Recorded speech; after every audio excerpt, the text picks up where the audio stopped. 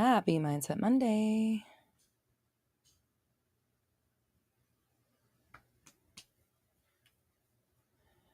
Let me know how the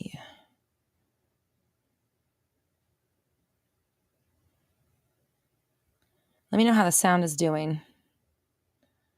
Because you know how last time I wasn't in my studio, so that's why we had such a great audio and visual situation last week.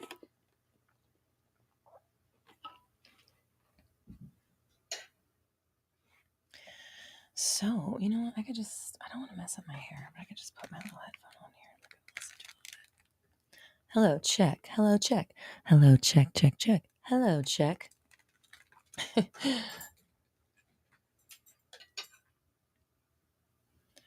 So awesome. Okay. Roxana says, sounds good. Awesome. Thank you, everybody. Who do we have? Mercury Alchemist. Hello. Roxana. Hello. Emily. Hello. Emily, are you coming to Disneyland with us next week? So everybody, next week, literally a week from today, is our family Disneyland trip. So if you're going to be in the LA area next week and want to join us for a live kind of Mindset Monday Roxy Talks get together at Disneyland, we'll be at the Disneyland resort. There's info at roxytalks.com/forum. You can check out the post that Leanne made about Disneyland and get the deets. Okay. Kyle, Abaja, Emma, Dia, Monique, Antigone, hello. Leanne, Sarah, Valerie, Autumn Wolf, Michelle. Hi, Michelle. Oh, I think that's frozen. Let's see. Okay, let's go to this one. Good thing I have so many screens. Lacey, hello. Ray, hello. Dragon Hippie, hello. Finally catching a live. Welcome. Leanne just linked the... Oh, Lacey, it's your first time too. Well, welcome. Just so the people, if you're new here, just let you know, sometimes I yell. It's not... I'm an expressive person, and sometimes when I feel the catch the spirit, it comes out loudly and expressively, I guess. So just letting you know, sometimes my answers I might pop off a little bit, but it's nothing personal. I'm just like channeling information, and sometimes it comes out crazy. So just a fair warning for anybody that's new. Daniela, hello. Oh yeah, Leanne linked the... Oh, thank you, Leanne. Okay. So, Dragon Hippie says I make sure you guys are listening. Yeah, totally. That's exactly what's going on. Just making sure you're listening. Just making sure the people with the AirPods, never want to tune back in with AirPods. And just kidding. We love it, and I try not to yell, but sometimes I just react. Tiffany, hello. Vivi, hello. Ooh, Leanne says, I've been watching vegan food at Disneyland videos today. I'm excited about those impossible nachos. Leanne, yes, I love food. The last time I went to Disney, there was like 2 things that were vegan. Hold on. No, we ate French fries. It was literally like that. It was that hard to find stuff that I remember being like, well, we can get some French fries, which as a vegan, that, not that I don't love them, but when that's your option sometimes, like that's all you get to eat. So I don't remember there being a ton of vegan stuff when I was there in 2019. So I'm really excited now. And I like to watch those YouTube videos where people go to Disneyland. It's fun. You're just like at Disneyland with people you don't know. We watch those sometimes. So yeah, so we're doing Disneyland on Monday, a week from today. We're doing Impossible Nachos because at least half of our group is going to be vegan. Oh, you said Impossible Fries? Ooh, even better. I mean, even better. I love fries. You were just watching a nacho recipe. Okay. People are like, are we talking about manifesting or vegan food? Both. I'm manifesting lots of vegan food at Disneyland on Monday. You have a list. Ah, I knew you would. Okay, cool. We might need a map. Okay, so couple things I want to mention, and remind me to do this multiple times, Leanne, because I know that the crowd shifts throughout the live stream, and I just want to make sure we catch as many people as possible. So today's kind of like a soft, well, first thing, tomorrow is our Taking Massive Action. It's our first group program of the, like, I kind of switched everything up in my business because I got inspired. I was taken over by inspired action, inspired me to change my structure of my business. I just fucking did it on a whim. Not on a whim, but it was like I've been wanting to for a while, and I finally just said fuck it, and I did it. And so I just I just thought it was really apt and important, and it was clear to me that the first group program of this new kind of era be about inspired action, because it was the inspired action that caused me to create this. So tomorrow begins our Taking Massive Action group program. You can still join. I'll probably leave the joining open all week, because you'll still be able to get the recordings, even maybe like next week, and people want to join still, because the recordings will be available. But the sooner, if you jump on now, then you can start tomorrow and start interacting with the group and everything. So Taking Massive Action starts tomorrow. The next thing is, this is for everybody, okay? You guys probably know about my Facebook group, Black Moon Society. Some people here are in Black Moon Society. Like, as we speak, I'm broadcasting to both. We have built our own Roxy Talks network that is separate from social media. It's separate from YouTube. It's separate from Facebook. Even like when we started 360, there were people that had to join Facebook just to be in our group, right? And some people don't want to be on Facebook. And a lot of times when we're manifesting, we're trying to stay off of social media to avoid being triggered. So having our group on social media kind of defeats the purpose. You have to, like, this is what Leanne was saying, so let me give Leanne her credit. But you have to, like, log into Facebook. You have to literally go into Facebook and see all that shit in order to get to the group. So that's just one of the many reasons. The link is right here in the chat. I can't decide if I want to do Taking Massive Action link or the group link. So that's why I didn't link either one, or I didn't pin it to the top. You know what? I'm going to pin Taking Massive Action, because that's starting tomorrow. And I decided today that today would be like a soft opening for the group, the new group. So it's free. It's going to be the new place where our YouTube fam, our forum, Roxy Talks forum fam, and our Black Moon Society fam come to experience kind of like a isolated manifesting community with, like, my teachings, right? So if you're into my teachings, 360 method, that kind of focus, then this is going to be a place for you to connect with others, to have a group. It's like Facebook group, but like a Facebook group, but I think it has more capabilities, and you kind of get your own profile, same thing, and you can interact with each other. You can join groups and stuff like that. And then we'll also have resources inside of there that you can find, like, get manifesting content and stuff. So I'm going to drop the link. It's community.roxytalks.com. It's also linked in the chat. It's free to join. And the goal, to be real honest, is to get everybody from YouTube and Black Moon Society in there. Like, my team is really pushing me to shut down Black Moon Society. And not shut it down, but like transfer it. Like, we do Black Moon Society on our network, so we're not in Facebook. So I am still personally coming to terms with that. You know, I've been talking about doing the live streams for my own network. I'm still coming to terms with, like, not being on YouTube. But I think Brendan, it was last week, suggested that maybe I do we do back and forth sees, like, we do some lives every other week's on YouTube, and then the other ones in our own personal network, because I can go live in there as well. And then remember these videos I've been talking about, like the quantum physics video? There's another one that I've been putting together about, like, I know people always ask me, like, skincare and stuff. It's just not really related to manifesting at all. But I can put those in there in the network. So, and it's free again. So think of it as a place where everybody who's on Mindset Monday, you have a place to go 24/7. You don't have to wait for the live stream to come to be together. And then for everybody that's in Black Moon Society, the vibe in this place is not going to be about, to be real frank, we don't want the vibe to be about whining about what's not working. Like, we want to leave that and be in Black Moon Society, because we're trying to transcend that and be bigger. So the vibe in this place is going to be about learning and growing, inspiration, connecting, community, and not like complaining, right? So I want to make sure that we have an uplifting vibe, that we're outside of the sphere of social media so that we're not having to like get triggered just to go into the group itself.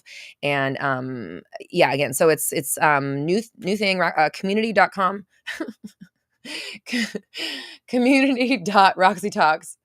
Wait, what? Community.roxytalks.com. Gosh, my brain is so right on point. So again, it's all free for everybody. If you're in Black Moon Society or on my forum, or obviously you're here right now, please go join, set up your profile, start mingling, start connecting with each other. This is going to be our new space to really, Leanne says it's our own little Roxy Talks community bubble. That's literally what it is. It's our community bubble. We're putting a place for everyone to be together. Okay. So community.roxytalks.com. So that, yeah. And I know I said it's a soft open, but I mean, really, it doesn't really matter when it's ready now is basically what it is. So we'll kind of, oh, Leanne says people are already joining. Yay. Okay, cool. So yeah, so that's there. Hey, Daisha, if you just joined, I was just telling everybody that I started my own community, like private community, so that we can do like Black Moon Society. We can do this chat we're doing right now on our own network. You can log into it at any time. Even the best part about it is it's hosted on a platform called Mighty Networks. And if you download the Mighty Networks app, then you can access the group from your app. So then you literally could just have an app that's just Roxy Talks group. There's no Facebook to log into. There's no triggering from the, social media shit, and everything is there. So, community.roxytalks.com. Please go and join, sign up and grab a profile. Again, it's free for everybody. And the hope is to kind of move all of our community over there so we can have it all in one place. And it's our, private place. Yay. Okay, cool. How exciting. Okay. So. I know there was, I think a super chat came through and there it is. Okay. Christine, you're so sweet. Hold on. I got to screen cap this because this is a really nice little testimonial. Thank you, Christine. Let me just. Christine says, hi, Roxy. Just wanted to tell you how much I appreciate you and all your videos. Pass the test. Help me so much. Yay. I'm so excited. Yeah, I just got goosebumps. Thank you so much. I'm so glad to hear that because that was like my first. I don't know if you've obviously been here since I started rambling about the change in structure, but that was our first master training. So that was the first time I did that. So that was a little, not nerve wracking, but you really got to like talk yourself into it as a manifestor, right? Like it's going to be great. They're going to learn so much. It's going to be so, fucking transcendental and shit. Like all just trying to like make sure that I put as much of the best quality information I can in there to like get in there what I, get in, get out, learn the shit, implement it, like I said, on the training and see some results. So I'm so happy to hear that. And thank you for the beautiful testimonial. I might share that. I'll probably share that on social media. So thank you. And I'll blur your name out. I always, if we ever put a testimonial up with, like names, that's like a consensual thing, like, ahead of time. So, if I ever share anything, I always share it anonymously. Whew. Okay. So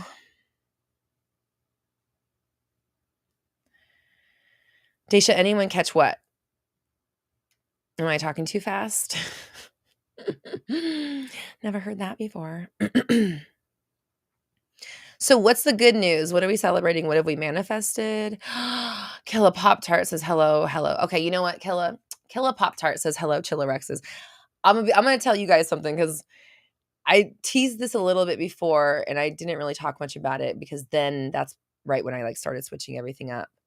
Hold on real fast because Christine just says, yes, I was always a big time reactor to negative circumstances, but pass the test was an eye opener. I'm so glad to hear that. Thank you. Thank you so much for sharing that with us. So the Chillosaurus Rex, we're making a Chillosaurus Rex plushie. So there's going to be an actual Chillosaurus Rex, just like the little t-shirt dinosaur plushie that's coming out soon. So I just getting goosebumps again talking about it. I've been like I don't know why it just came out right now. I've been holding on to it. I was going to maybe like do a big announcement, but fuck it. Here we are. We're announcing shit. Why hold back? So, right now I'm still in the designing process with the company that's making her, but, it is underway. So, I'm actually in my I'm about to get my first prototype of the actual thing and see what it looks like. So I'm really excited. So anybody that's a Chillosaurus Rex, or if you're, if you're down with that and you really just, or you want to support, and also, I can't give away too much right now because there's going to be a whole bunch of stuff, but there will be, proceeds going to charity. I have, some cool people signed up to kind of like, not signed up, but like kind of on board to help present her to the world. And, I'm just so excited to, Daisha says, I love plushies. I do too. And it's like something that you guys don't, you probably don't know this. Well, you might, but I have like tons of plushies. I have a huge Beanie Baby collection. I have Hello Kitties. I've got like, I have so much. Like I've always collected my whole life. And so I've kept everything I've ever had. I have like all kinds of collectibles and toys and stuff. And I love plushies as well. So she's the first one that we're doing, but I'm just so excited to like bring that into life. It's such a dream that I never realized I had, but then I'm like, oh my God, I'm the perfect person to do that because I'm an adult collector. I have so many toys, and then it's like you say adult toys and it sounds funny, but I mean like actual toys. And I will buy myself My Little Ponies and dolls and stuff like that, and I have them from the 80s and the 90s and all kinds of stuff. So I'm just really excited to get into that realm because it's a passion of mine that I've always had my whole life, and I never even considered once that I would. Whoever thinks they're going to make toys, So, anyways, yeah, that's our first thing. So, anyway, that's coming. As she says, the dinosaur plushie better be serving when she's here. Oh my gosh, she is so cute. And we've kind of been filming behind the scenes the process of like putting her together and like getting all this stuff going. So I plan to like put that together, and maybe we'll put it in the network, or maybe I'll put it on YouTube. Who knows? But yeah, because it is a manifestation. It's a really serious manifestation because like I said, I've collected toys my whole life, but it never dawned on me that I could make them. And then one day I had that idea, like, oh my God, what if I could make toys? And then like a week later, the company that I use for my regular merch was like, hey, we're offering plushies. And I was like, oh shit, sign me up. Oh my God. So that was like such a it happened so fast. And it was one of those ones where it's like, I had no resistance because I had never thought like, why can't I make toys? I love them. Why wouldn't I? Like, why can't I? I have a good eye for it. I have a good eye for art. I'm the target market of why shouldn't I fucking make it? I mean, adult, obviously there's kids that it will be, the target market, but it's for people, grown people. What am I saying? Okay, let's get to this super chat. Okay. And then I wanted to add, okay. Amora, give me 2 seconds. I want to read some of our high vibes real fast before we get into super chats. And just like so we can celebrate a little bit. Oh, Jay says it'll automatically ask you to download the app when you sign up with the link for the new group. Oh, that's awesome. So community.roxytalks.com if you want to join our new private group, and it's completely free for everybody. Okay. Celine says, I manifested Lupe Fiasco coming to this lady's house. Who lady? You lady? Celine, you manifest a lot of celebrities. Like, I feel like you have that. I've heard you talk about that like multiple times. Not that, but different celebrities.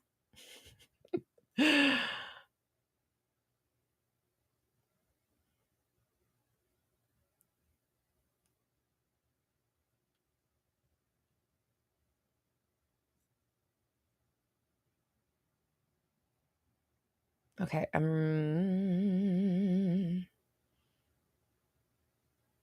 Dragon Hippie says, you made manifesting fun for me. I used to be afraid to set intentions. That's amazing. I'd love to hear that. And you deserve that. We always set intentions. We're always setting intentions. Just they're not 100% ones that we enjoy when they come about. Right. Okay. Let me get to Amora. Thank you so much for the super chat. Amora says, a guy I started dating recently just accepted a job offer abroad and is moving in 3 months. He can't decide whether to continue dating me. How can I manifest for him to relax and enjoy the process? Oh, I love that that's your perspective on it. So, okay, Amora, I don't know if you've been here before, but I'll just tell you. So a lot of times, like I'm channeling information. It's just coming through me. And I don't know how it is for other people, but for me, it's like a cue or like a line. And whoever's in front, like, I can't help the second person till I help the person in front of them. So I can only tell you what's first coming up before I can get to the next thing. And for me, it's a personal story. So that's why I preface this by saying, like, I'll get to something about you, but I'm having a personal story come through first. I had the person I dated before, kind of in between my husband, he was a chef. And right when we first started dating, he got this opportunity to be a chef in Aspen. Remember, we were in Denver. So he was in Aspen, which is like 4 hours away. So instantly I was like, well, bye. Like, no offense, but like we had just started dating. I was like, I'm not about to do a 4-hour long distance relationship, And so I kind of was just like, it's your, whatever you want to do. Like, if, like, take it or don't, whatever. Anyways, it came down to it where, like, he really didn't want to do it. And it was a really good opportunity, but which he probably would have taken. But I was like, listen, like, no shade. Like, there's no love lost. Like, I'm just not going to do that kind of relationship. But like, I think you should totally go after whatever it is that you want. Like, I'm not going to tell you what to do. I'm not going to participate in that. Right. He ended up not going. And what ended up happening is that he ended up getting the chef position at the restaurant he was already at. So it turned out to be way fucking better, because he would have got like a sous chef position in Aspen, and he ended up getting a chef position at the same restaurant he was already at. So, because it was for the same place, they had different locations. So that move changed the trajectory of his career and fast tracked him like probably 5 or 10 years, maybe somewhere in between. I'm not going to take credit for that, but I was like, listen, like, do what you got to do. I'm not going to try to hold you back. I'm not going to say don't go like without me, but like, I'm not going to do that. But go after your dreams, man. And, or, do what's right for you, basically.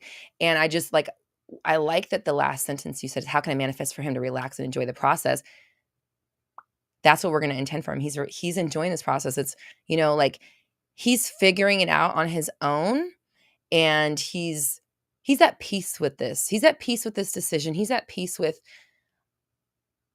the fact that things might change, but we don't know how they're going to change. Because I'm sorry, I'm looking at like my situation and seeing like the parallels and trying to, like, I'm bridging the gap here. But like, again, what ended up happening for this person in my situation was that it, like, what seemed like a great opportunity, but kind of wasn't, also ended up, him passing that up gave him the opportunity to become, way bigger, bigger chef faster.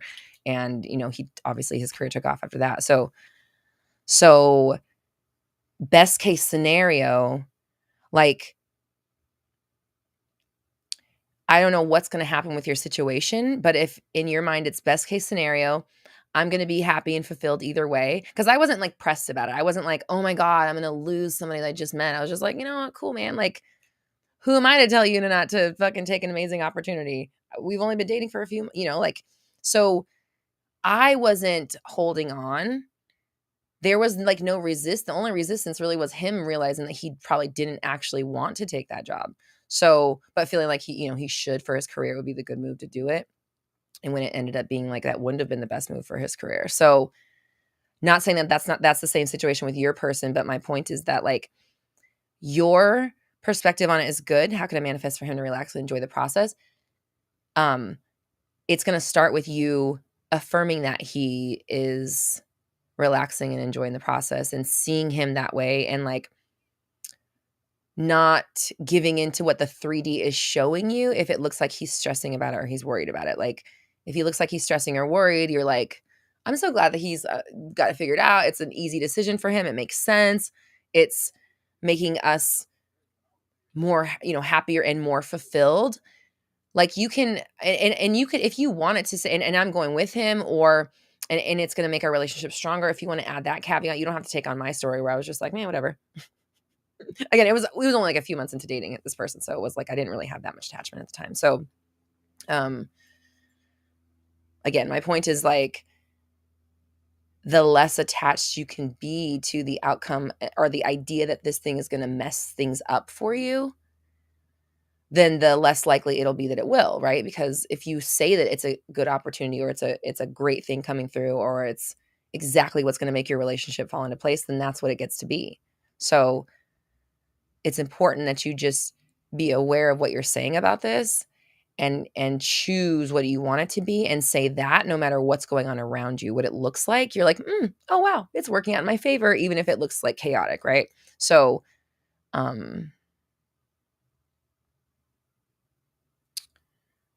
yeah. Does that make sense?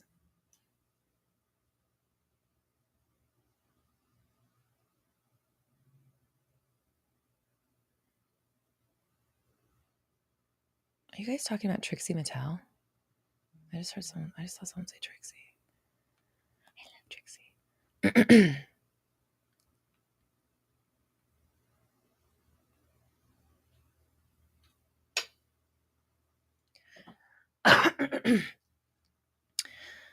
Okay, so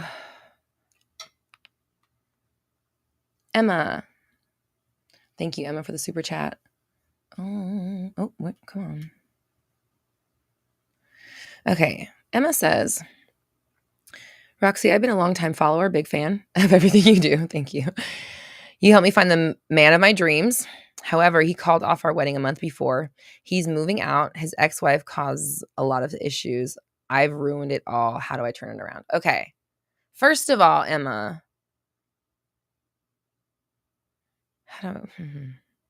what's really wants to hear, honestly, what it's saying is thank you for taking credit for it. That's what I heard, Matt. Thank you for taking credit for it.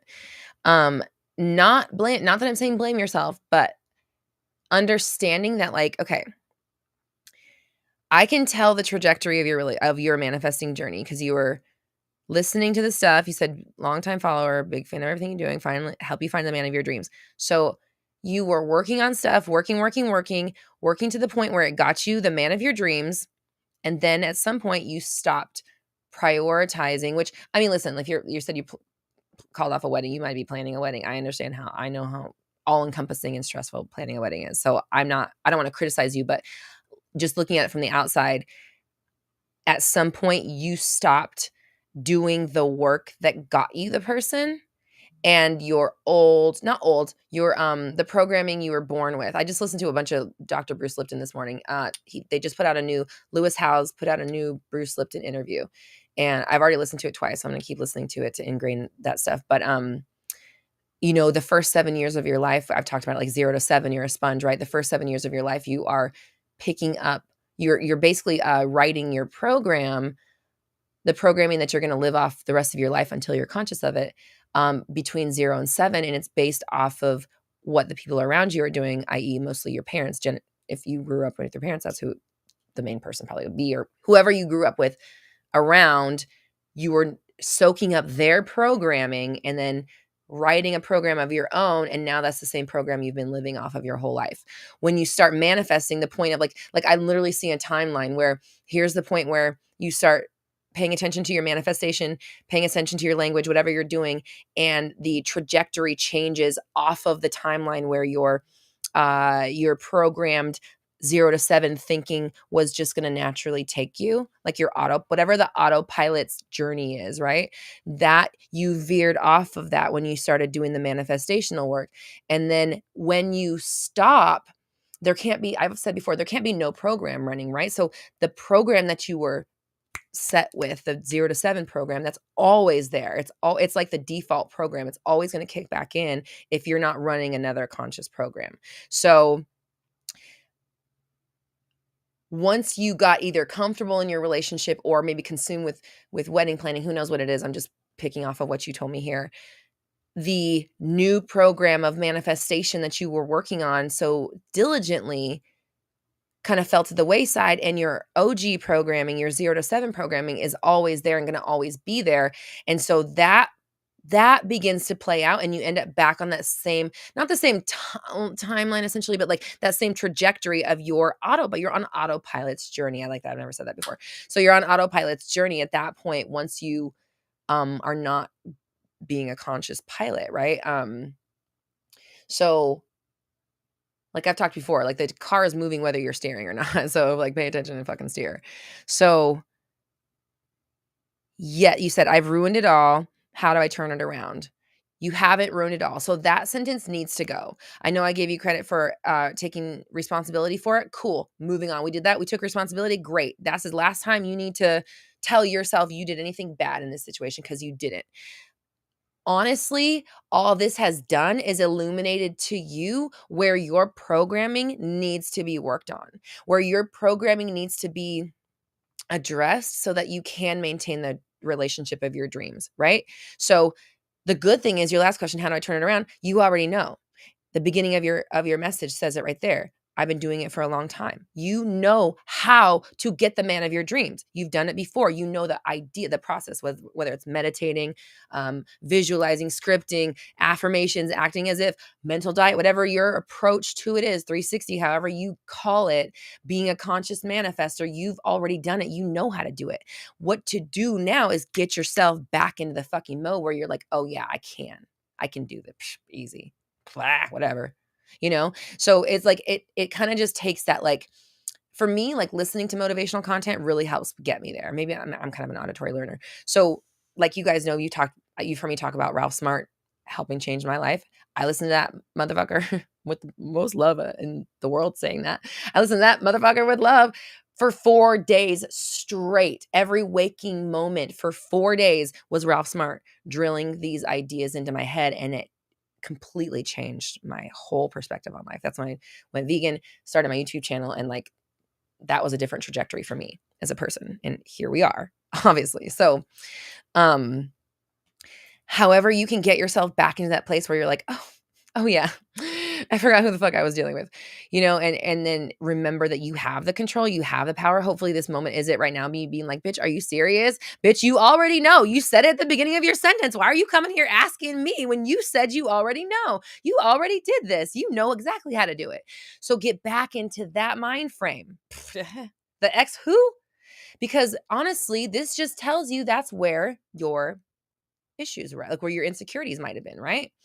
And insecurities are fine to have, like, as long as we're not like blasting them on the loudspeaker of our mind. So you have to be careful of what you're letting play out up here. That's where 360 method, the mental diet, whatever it is you want to talk about it, or however you want to call it, comes into play, where, you're doing what you need to do to keep the thoughts in your mind that are going to, what's what I want to use, result in the realities you actually want to be in. That's where the power is, and that's what you need to do, and you already know how to do that. So get all the tears out, dust your little shoulders off, and get back in the fucking ring, because that's all you can do, and you already know how to do it. Is that a K9 or KG? K9, thank you so much for the super chat, says, got perfect SP, but it kept focusing on stupid things that are not even problems. I feel kind of uncomfy when I get my manifestations, but I know I'm worthy. It's kind of contradictory. I knew and still know I have it, but then almost cannot feel happy for long and feel tense when 3D conforms. Yeah. Okay. So what you're talking about is classic upper limit problem. There is a book called The Big Leap by Gay Hendricks that is literally about exactly what you're talking about. We even talked about this in 360. Like, sometimes, well, I'm going to say two things. One of the things is that sometimes when we get our manifestations, it's actually like, even though we've worked on it a long time, it's not actually, we don't actually like it. And we feel almost like we have to, like, like my analogy right here is like, if you ordered something you didn't like, but you ate it anyways because you felt bad, that we do that with our manifestations. It's like, you get it and you really like, you, to be real frank, sometimes your manifestations, by the time you get them, you're already out of that energy. You've moved on, and it's okay to be like, you know what, actually, I'd rather have this now, or whatever. And it's okay to send it back. But a lot of us, I think, feel like once we get our manifestations, you got to eat it. You ordered it, you got to eat it. And so we get into this place where you end up resenting your manifestation because you're forcing yourself to eat the plate of food that you didn't want to actually eat. It's like when I ordered it, chicken fingers sounded good, but in the meantime, I watched a video about chickens. I'm not even going to say anything, fill in the blanks. And now I'd really like some Beyond tenders. So when those chicken tenders come to me, I'm not fucking eating those. And I'm sorry that this animal died and I fucked that up, but I'm not going to make that mistake again. Right. So anyways, my point is, normalize being fine, not enjoying the manifestation you manifested. Who cares how long you've been working on it? If you don't fucking like it now, move the fuck on and get something better. You always have that opportunity. The other thing is, again, this comes back to the upper limit problem, is that a lot of people are programmed to, when the good stuff comes in, that's when negativity comes in. Because good stuff generally in this kind of programming gets taken away. So when we're down, there's positive energy, because when you're down, there's like, I can make it, I can do it. You have this drive to succeed, like come from the gutter kind of thing. When you're up top, it's like, whoa, shit's shaky down here. This is a big ass fucking tower. I hope nothing topples. I hope I don't lose any of this. And that's what makes you lose it. So both of those things I would say are coming up for me to tell you. Definitely read the book The Big Leap by Gay Hendricks, because it is this exact thing. And this thing is going to get you in all areas of your life, not just love. Probably. Sometimes people just have it in one area, but a lot of times it's everywhere. So definitely check out that book and understand that the reason why you can't feel happy for long is that because I don't even know your story, but I already know that you probably have a in your life, either good things have been taken away. There could be loss. There could be parents that work like weird hours, or parents that aren't around. There could be moving or losing money, or like parents in the military. There could be lots of chaos in the home, no real emotional stability. These are the kind of things that will breed this kind of program. So if that's the case for you, which is for a lot of people, you're definitely not alone there. You have to know that when you get to those happy feelings, when everything's okay and you start to feel dread, that's the program, and you need to talk yourself back down, right? That's just my program. It's not there's nothing to worry about. Actually, everything is taken care of. I'm not really worried. This is just, I've been programmed to do, whatever it is that you have to say to tell yourself to not like take that on and associate it with something. Like for me, I'll tell you personally, I feel dread. Okay. I wake up like, not every night, but if I fall asleep on the couch, like sometimes I'll fall asleep on the couch, like watching whatever or something. If I fall asleep on the couch and I wake up and it's like late, how do I preface this? If I don't like do my night routine and then go to bed like a normal whatever, if I'm kind of mess that routine up and I end up being like sleeping and then waking back up and then having like, do my night routine, like do my face and stuff. For some reason in those like the wee hours, 1, 2 in the morning, and there's nothing going on, it's super quiet, I just have this overwhelming sense of dread. And it happens to me all the time. And I just like, I, I guess now that I'm thinking, it's not only when I fall asleep. It doesn't matter. Who cares? You guys don't need to know exactly every detail about my life, like where I'm sleeping every night. But it's in my house. It's next to my husband. Everything's fine. But sometimes it's just, like we'll just fall asleep watching our stories. Like, I think people do that, right? But either way, my point is that I don't know why yet. I haven't pinpointed what it is yet that makes me feel so much dread at night, but I feel dread at night, and I have to, and it's related to security, like things being paid, making enough money to pay all my employees and pay my rent and all those things, because that's programming that I have. So at night, I've noticed that I really have to always pop my affirmations on, so I can, not mine, but affirmations I can listen to, so that there's stuff going on. It's not just completely silent. And I have to really be there and conscious with myself and talk myself out of the dread that my body feels. Like I feel the dread before my thoughts get there. So there's some sort of programming about I don't know what it is yet, but I'll figure it out. But my point is that, the dread is the programming. The thoughts that go along with it may be programming as well, but I can do something about the thoughts. I may not be able to do something about the fact that I'm triggered into feeling this like, oh shit feeling, but I don't have to like, oh yeah, what oh shit? I don't have to do that. I don't have to go down the road of what oh shit means. I can think thoughts about things being okay and soothe myself even while I'm feeling dread. And that's like the best possible thing I can do, in my opinion, because I don't want to go down the road of what's down there. I already know what's down there. It's a bunch of bullshit. Doesn't really help me. It's like, what am I going to do at 2 a.m. that's going to fucking make everything that I'm worried about actually magically just go away, right? When it's like, it's not even like real problems. It's programmed problems. Whew, okay. All right. I see there's a lot of love questions coming through today. The love questions really drain me.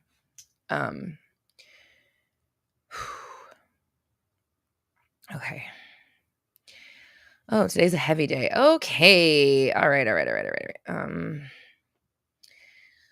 Okay, let me just take a moment before I dive into these ones. These next three I can tell are just gonna be a little.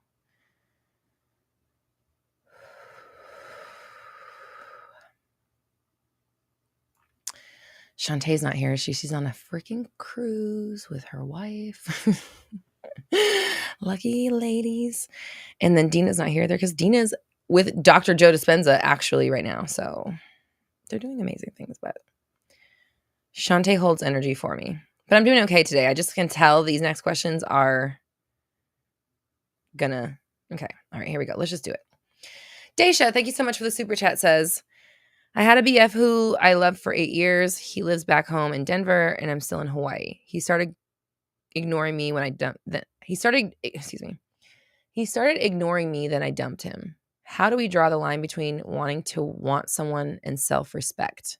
I think he cheated. How do we draw the line?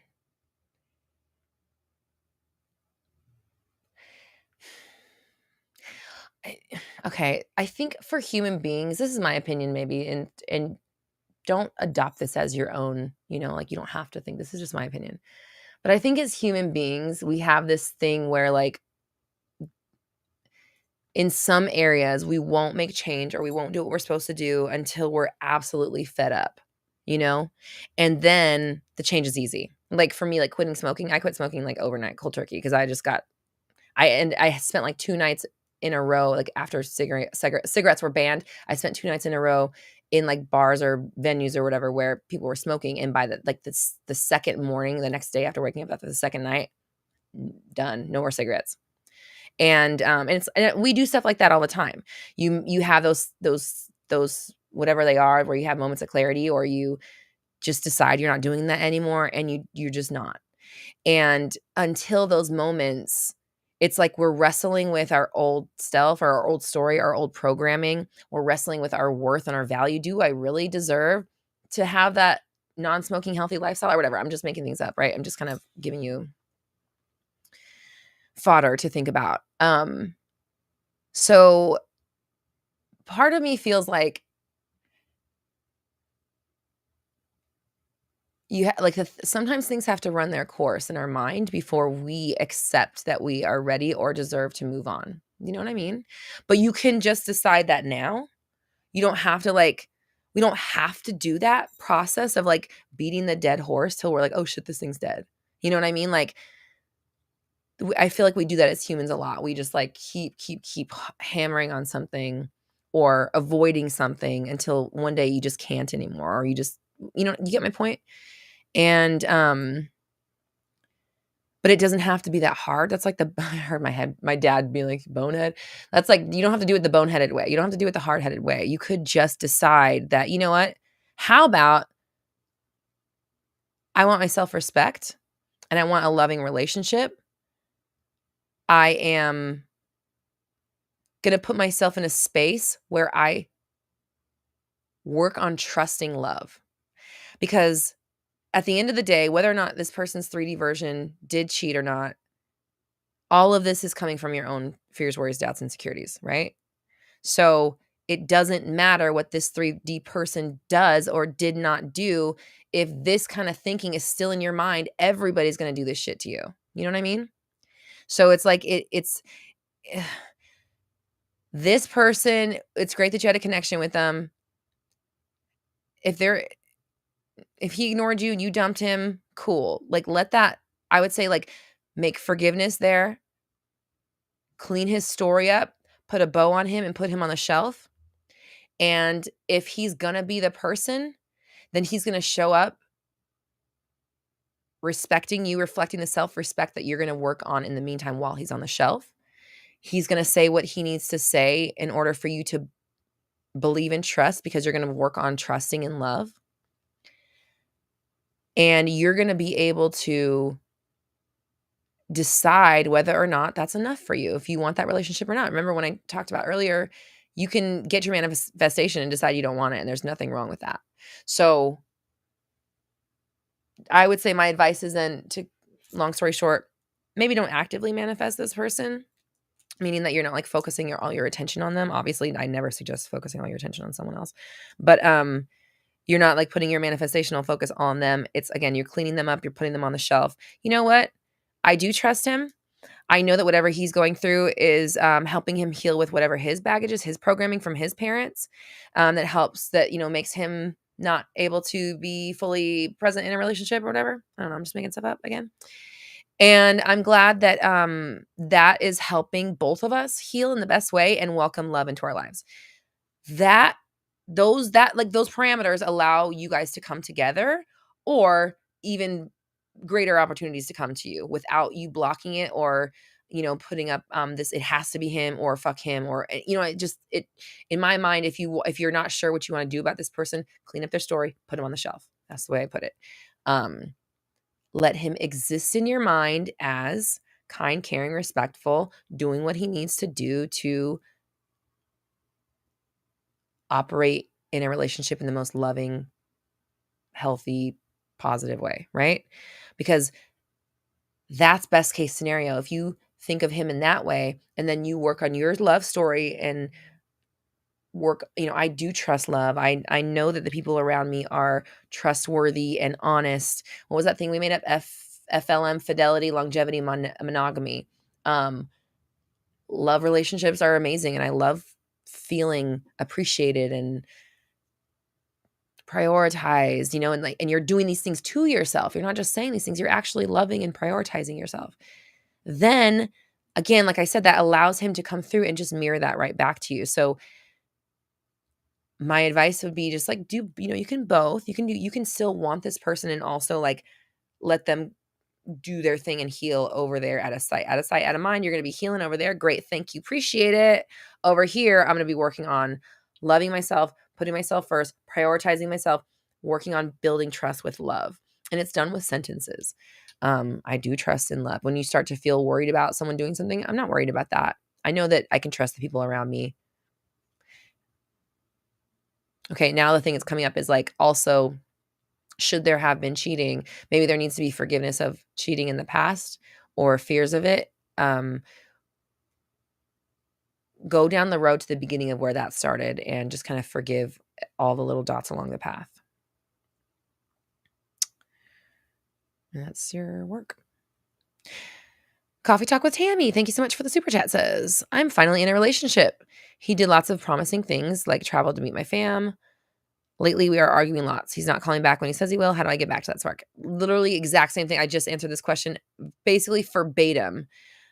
Did I say verbatim? Verbatim. Like 5-10 minutes ago from K9. Again, I'll reiterate.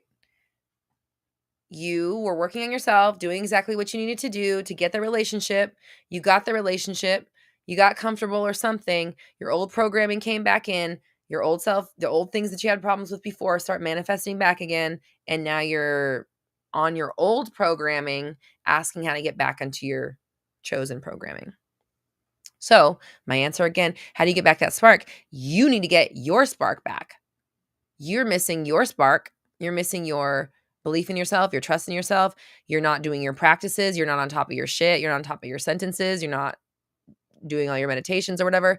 It's really easy to get to the point where it's like the going off the meds thing. I'm not depressed anymore. I've been on my meds. I'm not depressed anymore. So I'm going to go off my meds, but it's the meds that made me not depressed. So now I go off my meds and now I'm fucking depressed again. So this is the same thing. Manifestation are like meds. You can't go off of them and expect, or meditation, sorry, and expect it not to affect you. You're going to go back to the old way. So you have to do what you were doing to manifest the relationship to begin with. Like I said to the last person, it's the same exact thing. You along the way somehow stopped doing what got you the relationship, and your old self came back through and pushed it away just like it had been before. So you have to do what you did, not necessarily do what you did last time, but you know what works for you. So you have to bring that lifestyle back in, whether it's meditating, scripting, affirming, like I said, mental diet, 360, whatever. You have to start doing it again. Excuse me. It's like a tickle in my throat. Oh my God. Okay.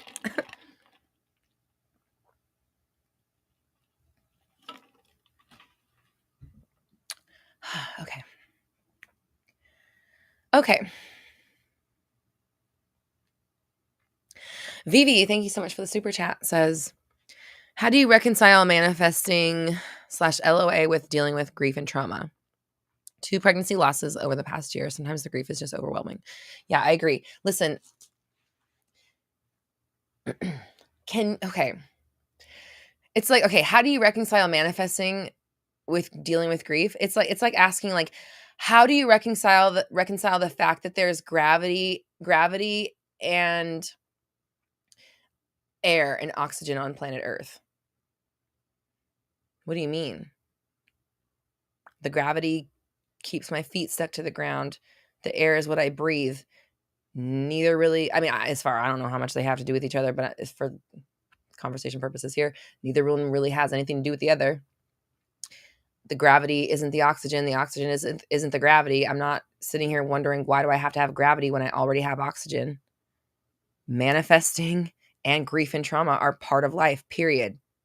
How do you reconcile it? You're a human being. That's it. That's what life is. There's ups and there's downs. There's the highest of highs and the lowest of lows. That's what it is. So understand that just because you know about manifesting doesn't mean that you're and forgive me if I sound like I'm not trying to sound accusatory. It's just my tone of my voice sounds like this sometimes. You're here. Bad shit happens on earth. People die. People die. You are going to die. I'm going to die. Everybody here is going to die. Everybody here has experienced death of a loved one. I mean, if you haven't yet, enjoy it while it lasts. No offense. And I've always said to people, if you never experience the death of a loved one or the loss of someone or something that you love, it's because you're the first one to go. So it's gonna happen, period. So is manifesting, period. There's gonna be oxygen on planet Earth and there's gonna be gravity. Okay, and like, just because you can manifest again does not mean that you're not still susceptible to what the human body goes through. And also understand that, like, okay, I suggest you listen to, I just mentioned it earlier, there's a new interview on Lewis Howes' channel with Dr. Bruce Lipton. I really suggest you listen to this because he talks about how, well, for one, obviously we know from like even Dr. Joe and stuff, like, your mind creates illness. I'm not saying that you chose this, so please don't take that the wrong way, but everything stems from the mind, okay? The body is a manifestation of the mind.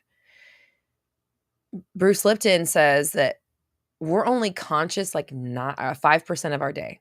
That means 95% of your day, you're unconscious. And what happens when you're unconscious? You're running the autopilot's journey, like I talked about earlier. You're running the programming that you got from your parents 0 to 7. That's what happens when you're not paying attention. You're playing out. You're on the treadmill that you were on ages 0 to 7 when you're not paying attention. And according to Dr. Bruce Lipton, you're not paying attention 95% of the time. So if your subconscious is programmed to worry, doubt, fear, to think that this is possible, to like, even just thinking that it could happen is enough of a possibility for it to happen for you. And like, I don't know all the inner workings of how everything works together, but you can't out manifest the fact that organisms die on this planet. You know what I mean? Like, there's nothing we can do about that at this stage in humanity. So the grief, I'm sure, overwhelming. I'm sure. Like, I don't even have anything to say about that except I bet, like, and with love, like, I can't even imagine. But it's part of what planet Earth is about, right? And like I said, the only way you can escape feeling grief and trauma is if you're the first one to go. And then everyone around you has to feel it. So I don't know why it's part of life. It just is. I've always said I think it's the worst part of human life is the fact that we lose and we have to grieve, or we do grieve. It's the hardest part about being a human is losing what you love. So how to reconcile this is to be easy with yourself. If it's time to grieve, it's time to grieve. And not beating yourself up or placing blame on yourself for what has happened in your body, because that is only going to make it worse going forward. I don't know why that happened to you. Obviously I don't know any of the story. I'm not sure what the deal is, but what I can say is that I'm going to tell you what it says. It wants to be loved. Those two losses, they want to be loved. Not who you lost. The loss itself is asking you to love it. I don't know if that makes any sense to you. I'm just telling you what I'm hearing. So love the loss. I don't know why this happened to you, but it's all leading you somewhere. Why it has to be that, I don't know. And I'm sorry that it has to be that for you. And I'm sorry that you have to experience this. But this doesn't have to be the end for you. And there is light. There is, like, I'm seeing like a rainbow at the end of a tunnel is weird as like, it's like, I'm seeing like two analogies, like the gold at the end of a rainbow and a light at the end of the tunnel are doing the same thing in my head at one time. I just feel there's something on the other side of forgiveness for you that you can't see yet. Right. So let the grief be there when it's there and love yourself through it. Be there for yourself. Don't beat yourself up. You did nothing wrong. I don't want to say this had to happen because that's not what I mean. I just mean that there's something on the other side of this that you can't see yet because it's almost like if it was on the other side of the hill and you're just not quite far enough over the hill to see what's on the other side yet. But that doesn't mean that it's any less not on the other side of the hill. You know what I mean? Like, just because you haven't crested the hill enough to see doesn't mean that it's not still just sitting there waiting for you. So okay. This is what they want to say. You need to make space in your heart for the loss. I don't know what that means. That's what they're telling me. You need to make space in your heart for the loss because that's what's going to allow whatever else is coming to come through. I don't know if that helps. I don't know. Sorry. That one's like real super channel. So I don't know. It's not like manifesting advice. I don't know. Let me know if this resonates because, just going off instinct here.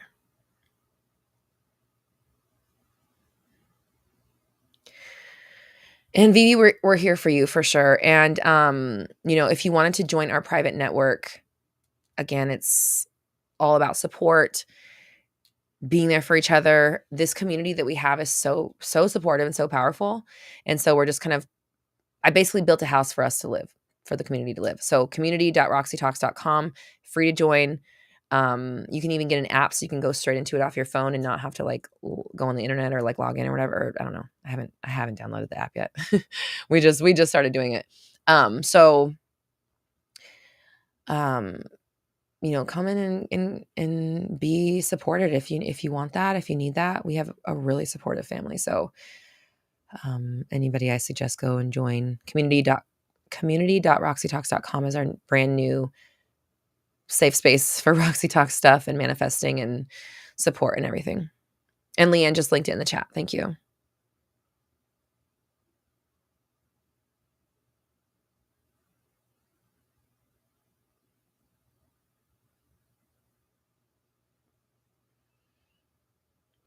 Bronwyn says, sometimes we have to go through a storm to see the light in the rainbow with the pot of gold.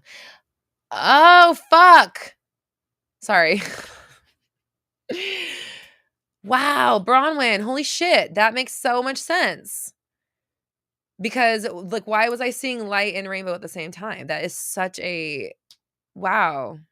Yeah, going through the storm. Maybe you're still in the storm, and like when you're in the middle of a storm, there's nothing that can make it better except like blankets and a good movie and, you know, a positive outlook, some soup. You know what I'm saying? Like there's really nothing you can do except make yourself comfortable while the storm is raging. You can't fight the storm. You can't do anything about it except make yourself comfortable, right? So if that's what's going on, again, like grief fucking sucks. It's the worst part about being a human.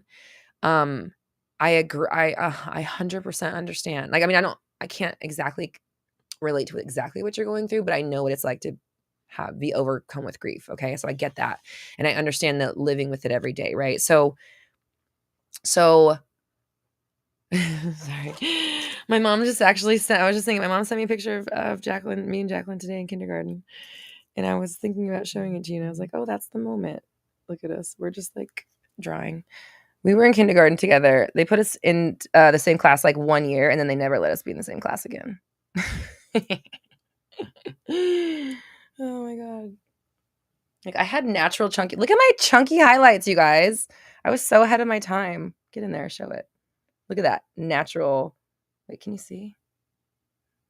Natural chunky highlights. Blonde streaks.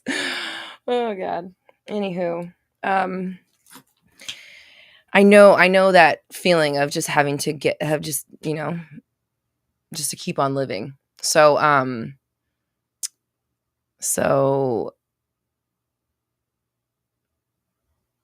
batten down the hatches, make yourself comfy in the storm, be there for yourself, but also know that one day the storm is not going to rage forever. And you do have to get through it to see the light and the rainbow at the end. And you will get through it, and we're here for you.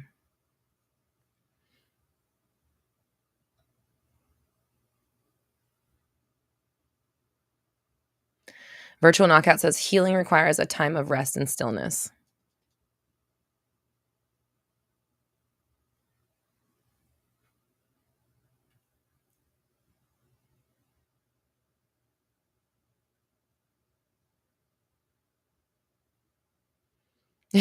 Mimi says, help me manifest my phone having a full charge so I can watch the entire stream. And then Celine says, Mimi, I see full bars.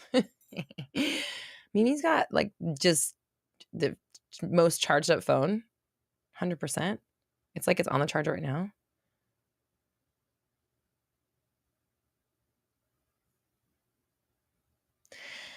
Okay, Emma says, thank you, Emma, for the super chat. He said he never wants me again. His ex said once he's made a decision, it's final. What do I do now? Why the fuck are you taking advice from him? I mean, from the ex and him. I mean, both of them, honestly. Why are you listening to them? Why are you listening to your insecurities manifestation? Are you kidding me? Who cares what your 3D said?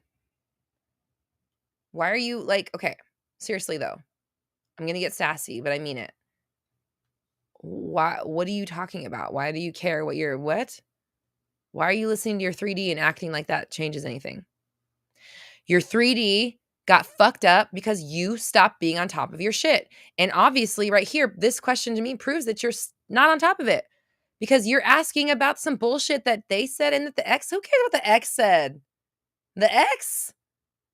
The person that couldn't make it work with them, you're taking your advice from that person? Hello? You know, like, I mean, this with love. It's just this what's coming out. So your guides. They're screaming. Elizabeth asking about Disney. Go to the roxytalks.com/forum, all the information. I think Leanne put the information there on the forum link. Oh, thanks for reminding me. Another reason to join the network. Remember, sorry, and I'm so sorry, Emma. If I don't get this out, I'm gonna forget. I'll come back to you. I'm so sorry. It's just like a commercial in the middle of the answer. That's all it is. And it's free, so it's a free commercial. The network we've been talking about, community.roxytalks.com. There is a specific group for Disneyland people, and we're able to like live chat and voice chat with each other in there. So Leanne set that up so that we can all be in contact for when we meet up. So if you're going to Disneyland, definitely go join the community and download the app, because then we can talk to each other. We have communication. So that's Leanne set that up already. So thank you for reminding me. Okay, Emma. So really though, you need to get on top of your story. Let me go back to your original question because you said it yourself. Let's find it. Longtime follower, big fan of everything you do. You help me find the man of my dreams. You already know how to do this. You know that listening to her is bullshit. You know that. You've been here a long time. You know this. I've said it so many times. You know that listening to what he said is fucking stupid and pointless. And not in a, like, I don't care about you, I'm not gonna give a fuck about anybody's feelings type of way, in a callous way, but in a way that says, I'm choosing my reality every moment of the day. So if I'm looking at what has happened and being like, me, it's not working in my favor. This bitch says, meh. Guess what's happening in your future? That sentence you just said. You know this already. So I don't give a fuck what he said. Do you give a fuck what he said? Do you really? Is this he never wants you again? Is that the reality you want to live in? Are you okay with that reality? If you're not okay with that reality, you better not be okay with this sentence. I don't care what he said. I don't care what your manifestation of your insecurity said. I don't care what your walking insecurity said. Are you out of your mind? Are you out of your mind? With love. Sorry, Em. Why are you listening to what your insecurities say? Obviously, they already fucked you up and got you here, and now you're going to listen some more? Girl. Okay. I'm done yelling. That was it. That's all you needed. And with love. You know I love you. So that's really, it's like, come on, girl. Come on. You know this already. You already know the answer. You've been here a long time. So you already know the answer. It's just about doing it, right? Getting into the energy of doing. Tiffany just published a book? What? What?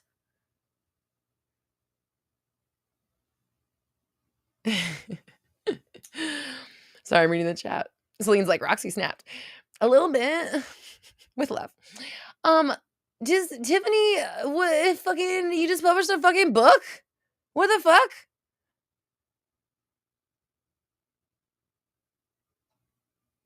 Where did this lie? Fucking congratulations. That's amazing. And you're manifesting, I really hope you can make it to Disneyland, Tiffany. I got so excited when I heard you were trying to come. So Tiffany's probably going to be there. I saw Despicable E said they're coming. Yes. Despicable E, are you vegan also? And Elena, I know Elena. I don't know if Elena's vegan, but Elena's coming. That's okay.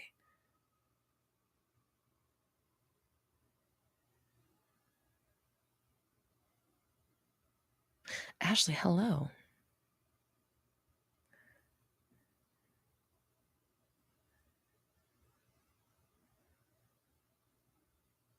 Sana, just come to Disney. There's a week. You got a week to manifest, so you could do it.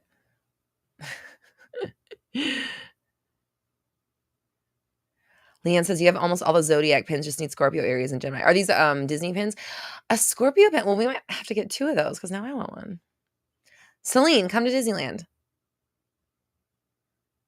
Despicable E says no, but I like vegan food. That's cool. And you definitely don't have to be vegan. You don't have to be vegan or even eat vegan with us. Like, I don't judge.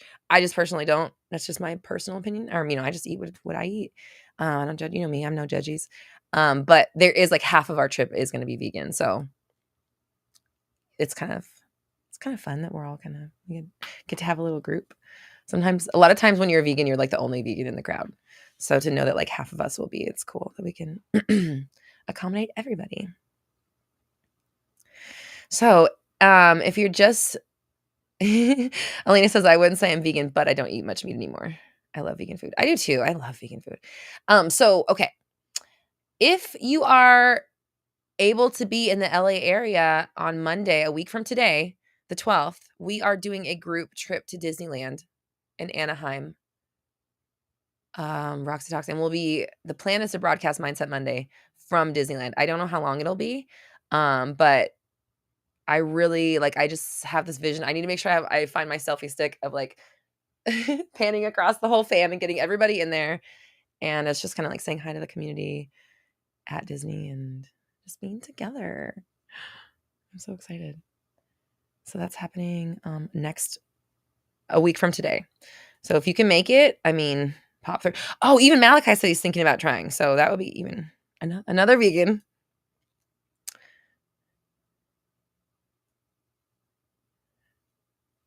Oh my God, Leanne says,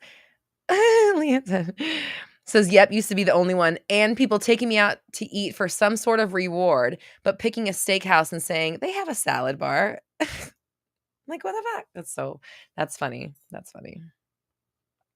Yeah, it's like, thanks, I'll have a fucking dry baked potato and some fucking iceberg lettuce. Thanks. Actually, that I would eat. I eat potatoes and lettuce all the time. Actually, sounds kind of good. I'm hungry. I'm really hungry right now. I'm having Beyond sausage for dinner. I'm sorry. That's probably why I keep talking about food. I'm so hungry today. I saw them in the fridge and I was like, my husband was outside and I was like, babe, I want some sausage tonight. He's like, oh. I was like, no, Beyond sausage.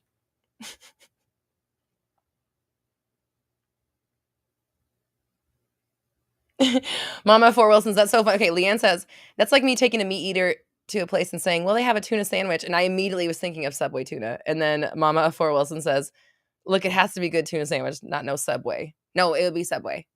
It would be Subway. That's what it is. That's the equivalent. When you take your vegan friends out and you're like, oh, they have a salad bar or they have fries, that's literally the equivalent of them taking you somewhere and you get to eat, because you're a meat eater, you get to eat a tuna sandwich from Subway. It's literally how it feels. Oh my gosh. But I also understand that non-vegans don't really understand. And there's a lot of stuff about the food being gross. And I think, vegan food back in the day probably was not very good, but it's the technology today is so you can barely tell the difference anymore. It's just so good. Just so well, I don't know how to explain it. They've done a really good job is what I'm trying to say. Leanne says, I almost broke up with an ex over Subway. I broke up with an ex at Jimmy John's.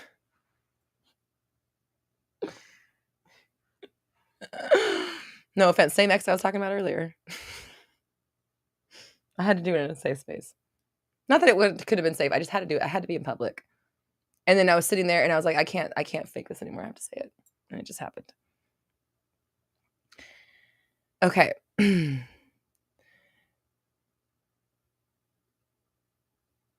Mama Fort Wilson says, I'd be friendless because when I'm hungry, I'm so mean. I get kind of hangry too. I get hangry, but I'm more so like, I can't stop saying how hungry I am because my brain, I'm pretty reactive, they pop up and they just come out. So every time I have a hunger pain, I say it out loud. So it probably sounds so annoying. I'm just we know you're hungry. You said it 55 fucking times already, but it's subconscious for me because it just comes as soon as I have a hunger pain, I'm hungry. And yeah. I don't know why we're talking about this because we are. That's why.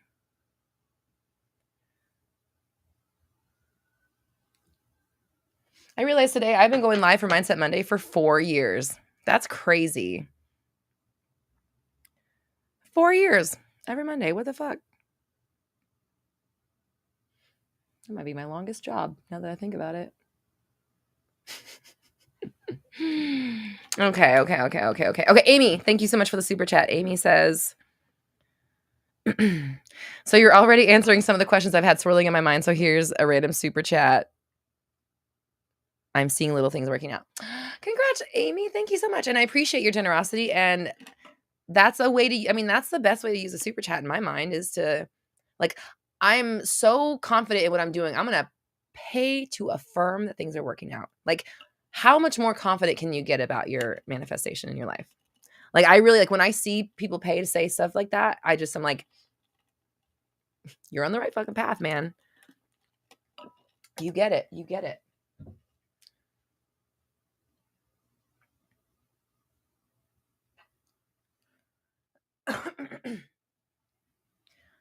Fly girls. Oh, you make good vegan mac. Oh my God.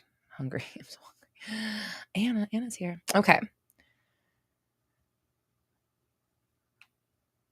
Oh,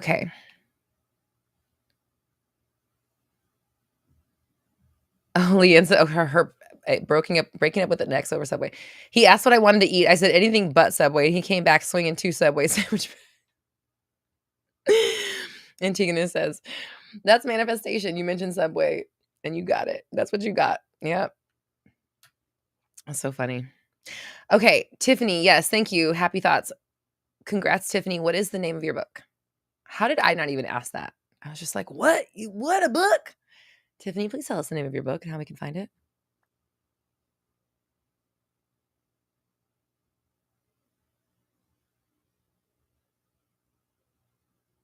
Oh, your book is about food? Your weight journey, your love of food. That's awesome. That's so amazing. I know so many of us can relate to that.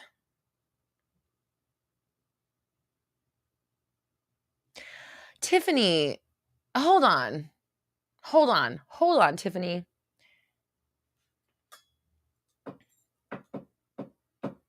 I love you, so I'm about to call you out. How the fuck did I know about a contest you entered? And not the fact that you were publishing a fucking book, Tiffany. Where the fuck is your girl? Now, I'm assuming, of course, I don't want to make an ass out of me. I'm assuming you want people to read this book and you're proud of it and you want it out in the world, right? Because I can't for the love of me. Pounds down, forks up. Girl, what? Why is this the first time hearing about it? And I heard about your damn contest for a paint. Not that it's not important. I heard about your contest for a painting for weeks. And this is the first time we're hearing about a book being published. The reason I'm screaming at you with love is because your priorities, your worth is showing, is what I'm trying to say. Your worth, like, where have it's on Amazon, girl. I swear to God, Tiffany. Where is the promo? Where is the fucking screaming it from a banner like you were with the contest for your painting? You wrote a fucking book, bitch. What the fuck? Where? What?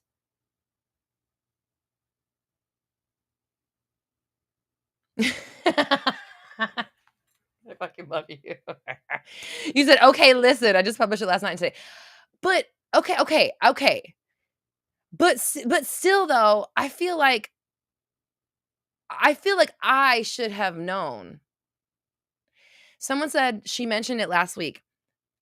Told us about it once last week. That's my point. I don't catch everything. But I knew about the other. I don't catch everything, but I see your front row shit. I see your painting stuff. I see your contests, and I see nothing about your motherfucking book. Red flags with love. Like, I was super scared and I have to wait until paperback is reviewed. Yep. Super scared of what? Let's go down the road. Let's crack this open. What are we scared of?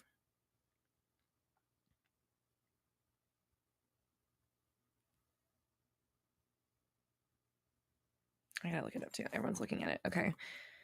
Because this is what should be screaming from the mountaintops, Tiffany. Like, this is your legacy. This is your story. This is you helping anybody for the rest of time and history can grab this. You know what I mean? Like, this is where, not that your contest wasn't important, but like, yes, I know this is where your limiting beliefs are. I know, and I want to hear them. So I want to hear what they are.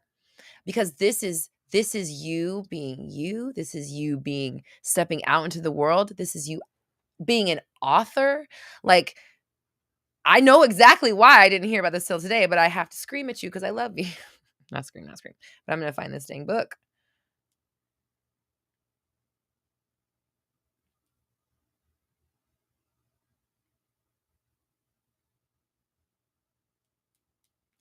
Because if you're waiting on paperback, can you do like pre-sale or something? Oh. Oh, it's Kindle. Okay. Um when does paperback come out? I know you're waiting. But okay. So cute. That looks so good. I'm so hungry. Um when does paperback come out? I want to know. And can you offer Mally? Okay, Mally's in the house. Malachi, first things first. Are you coming to Disneyland? I know you don't have to make a decision right now because you live in LA. You could literally decide like the day of. But I told them that you might be coming to Disneyland with us. Also, we need to give Tiffany some congratulations because she just published a fucking book today. And she didn't do any promoting. Well, I'm assuming. I'm being a little facetious right here. Paperback, they said within 72 hours. Okay. So I thought we were talking months here. Okay, respectfully, if you don't mind, I'm gonna wait to order, but it's because I like I like a handheld book, but I know a ton of people love Kindle books. So Tiffany's book, Pounds Down, Forks Up. Is that what it's called? It's such a cute name.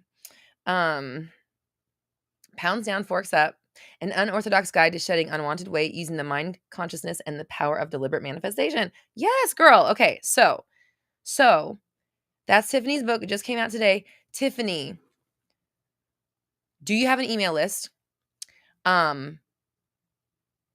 What can you I feel like you're in pre-sale right now. What can we do for pre-sale? Can you ooh, here we go. Why don't you offer like a Zoom get together for pre-sale members? Anybody that buys your pre-sale can have a private Zoom session with you where you guys celebrate and drink champagne or whatever it is that you want to do, and you talk about your book and you explain, like, maybe like read some excerpts, like oh my god, I'm seeing like you literally do like a book, real like you would do if you were in a bookstore, but just do it online. Talk about the excerpts that were important to you. Talk about like the journey you went through creating this book, and have something special for your people for the next 72 hours. Post this all over your network. Tell all your people. If you don't have an email list set up, I would say get something going real fast, like so that you can have start collecting these people's information so that you can communicate with them. But girl, get on this shit. You don't have to do this, but if I was your manager, if I was helping you out, I would say create an email capturing system. Start advertising that you're doing pre-sale for your book right now, and that anybody that orders the pre-sale gets a special private event with you, and then promote the shit out of it for the next 3 days. And then obviously once the 3 days happens, paperback's available. Oh my god, to everybody that ordered paperback, or everybody that ordered I don't know. You get what I'm saying? Then you can like provide something else for those people that buy a paperback, or you can send them, like, you could put together a free, like, my 5 tips for kickstarting a blah blah blah blah. You can put together that PDF really fast, and then that can go out to the people who are purchasing your paperback. So you don't have to do like a free event twice. Just do the free event for your pre-sale. And then once you're see, this is why I want to do this shit. Like, I'm really excited to start doing business, more like business stuff, because this stuff really gets me excited. Once paperbacks are out, then you can, as you're building your list, you can send people, hey, here's my 5 ways to kickstart your, I'm just making things up, 5 ways to kickstart your and then it's tied into your book, right? So you give them the free thing, and then, hey, buy my fucking book. It's available in paperback. You can get it on Kindle. And then, and then as your reviews start coming in, you can put those in there. And I'm so excited for you. Mimi, yes, love it. Love it. Love it. Elizabeth says, so Monday is Roxy going to yell at us in person? Yeah. Yes, I am. If we're on rides together, I'm definitely screaming, right? I'm yelling. Jerry just got engaged. Okay, so Jerry and his fiance Lori are two of my clients, and they just got engaged. And Jerry sent me the video of them getting engaged, and it was so cute. I almost cried. I got really excited for you guys, and I was like, babe, I was showing my husband. I'm getting teary-eyed right now just thinking about it. So fucking precious, and I'm just so excited for you. You guys are so cute. Like, you're such a good pair and good match for each other, and I'm just happy for you guys entering your next chapter together.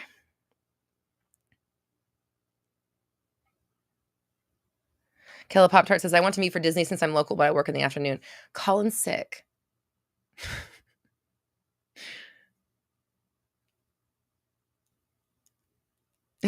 Tiffany says, girl, I should have hired you from the jump.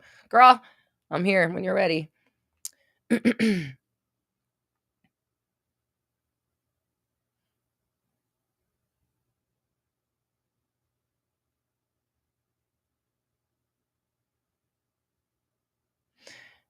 Leanne says, I'd like a decision now. Actually, are you talking to Malachi?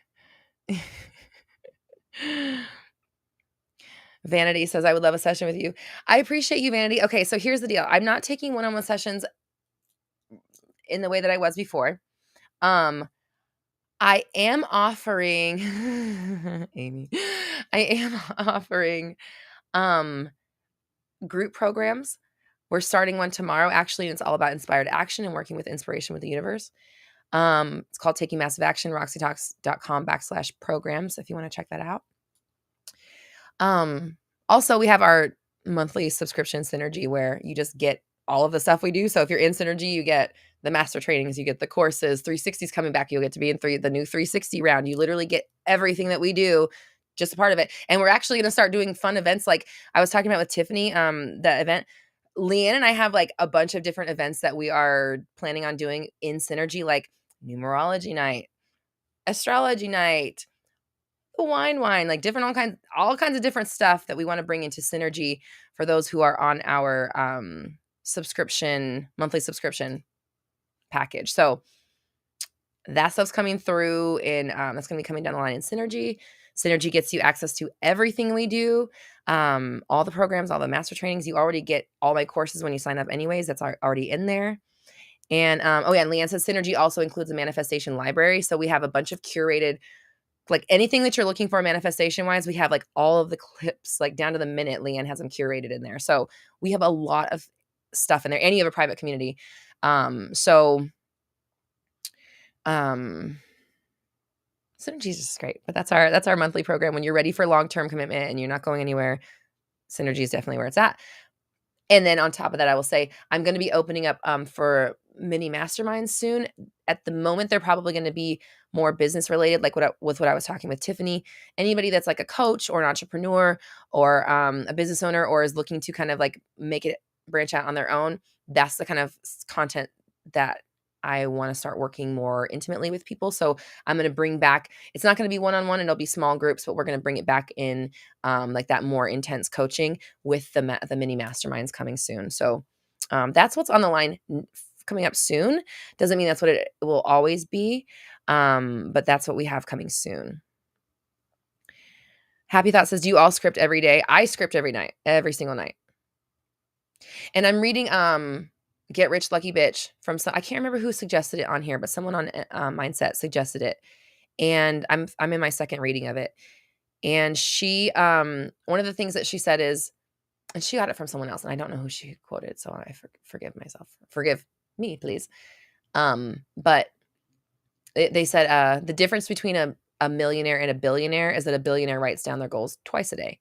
So I've been writing down my goals in the morning, and then when I do my scripting, I also write them down in my scripting as well. So I'm writing my goals twice a day. I'm doing my scripting every night.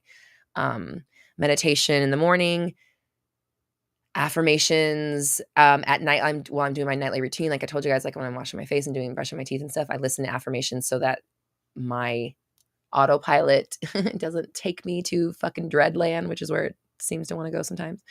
And then during the day, it's about 360. I'm staying focused. I'm listening to what my brain is saying about what's going on around me. I'm catching the sentences that I'm speaking as I utter them to make sure that they're up to par with the reality that I want to be in. And I'm working to always motivate myself and encourage myself and stay excited about what it is that I'm doing so that I don't fall into the trap of, getting sucked into the 3D reality. Amy says, affirming you get your hangry Snickers. Thank you, Amy. You're so sweet. Thank you.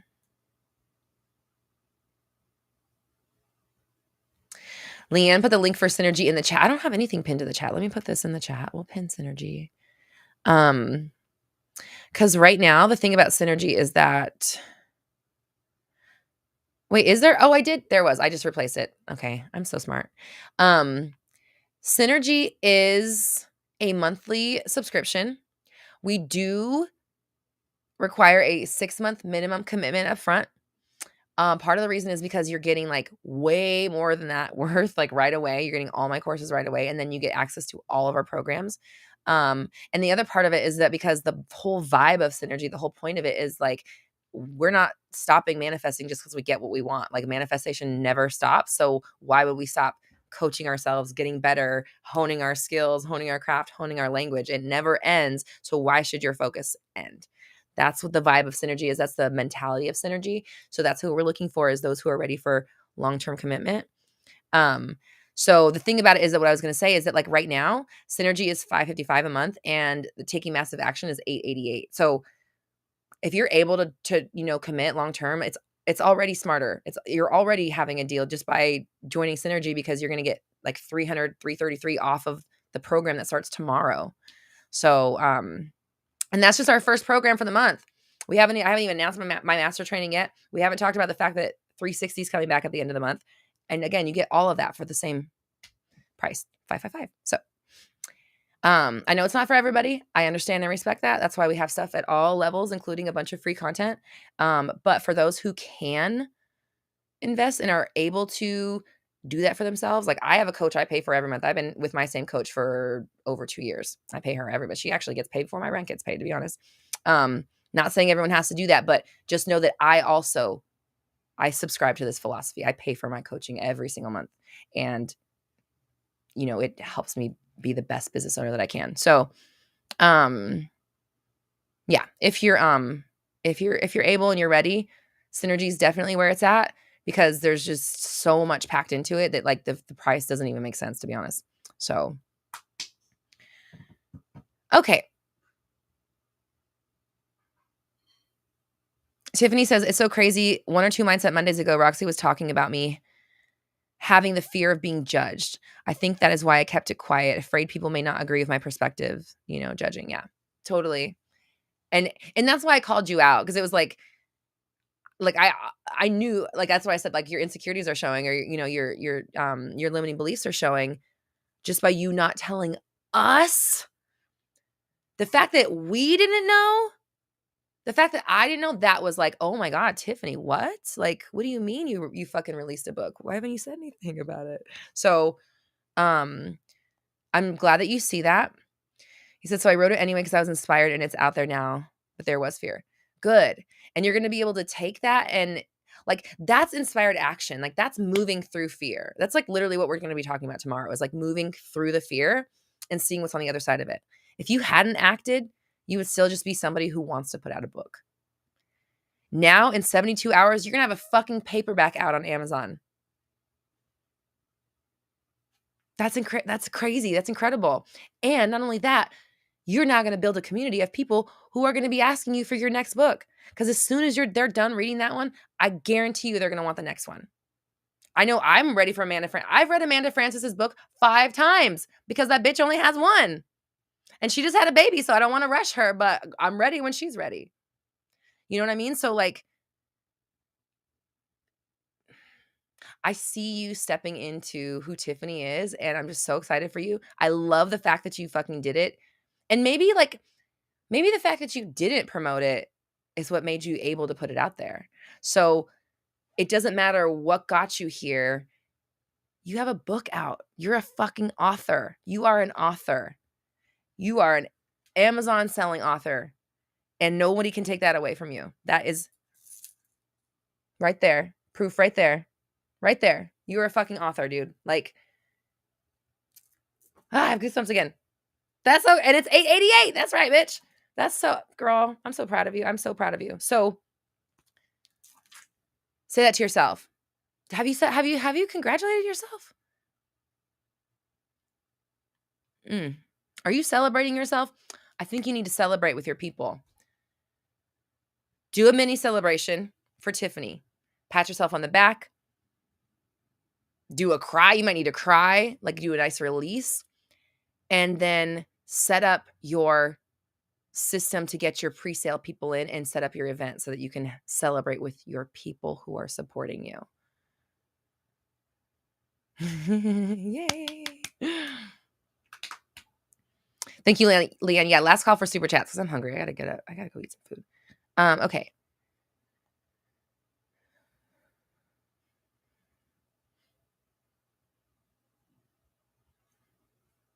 Oh, Leanne says all the affirmation and meditation albums are on there too. You can listen through the app too with no commercials. Yeah. So for synergy, that's the other thing. It's not just my courses and my workshops. Like all my courses and workshops, all of them. Not just the ones that are for sale right now, but like all the old ones and all the meditations, all the affirmations. Everything's on there again, and a library, manifestation library of content. You haven't had a moment yet to absorb it yet. That's cool. That's okay. Just like, okay, this is what they want to tell. This is what they're saying. Set the precedent now today for major celebration and pats on the back for when you do something like this. Okay. So you haven't had time to absorb it yet. Absorb it, girl, and make that a thing. You released a book. Act like it. You know what I mean? Like I'm seeing champagne and balloons and just like, not that you have to do it that way, but do the celebration. The celebrating part is really important. If you don't take the time to celebrate it, it's like this. Okay. If your goal was to be a millionaire and you didn't celebrate getting to $1 million, it wouldn't be enough. And then it would just be like, well, now I need this to feel better. And then you get there and you wouldn't have celebrated it because you're not in the vibration of celebration and it won't feel like enough. And so it's like nothing is ever enough. Nothing will fill the void. Here's another quote from that book. Nothing will feed the poverty of your soul. So you have to fill that void and you need to do it periodically. So every time you come across a milestone like this, celebrate it. Because the next book you release, if you don't celebrate this one, it's not going to feel very good. It's not going to feel as sweet next time. Anna says, I'm just going to continue affirming that my bank account is ready to commit to synergy. It already did. It's already there.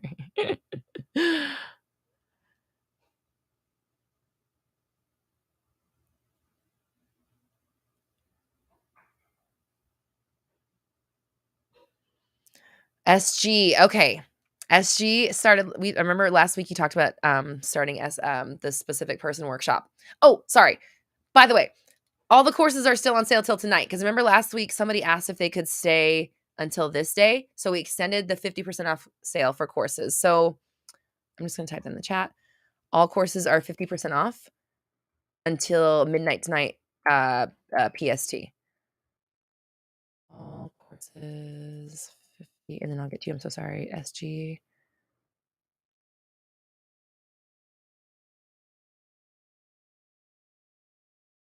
Oh no.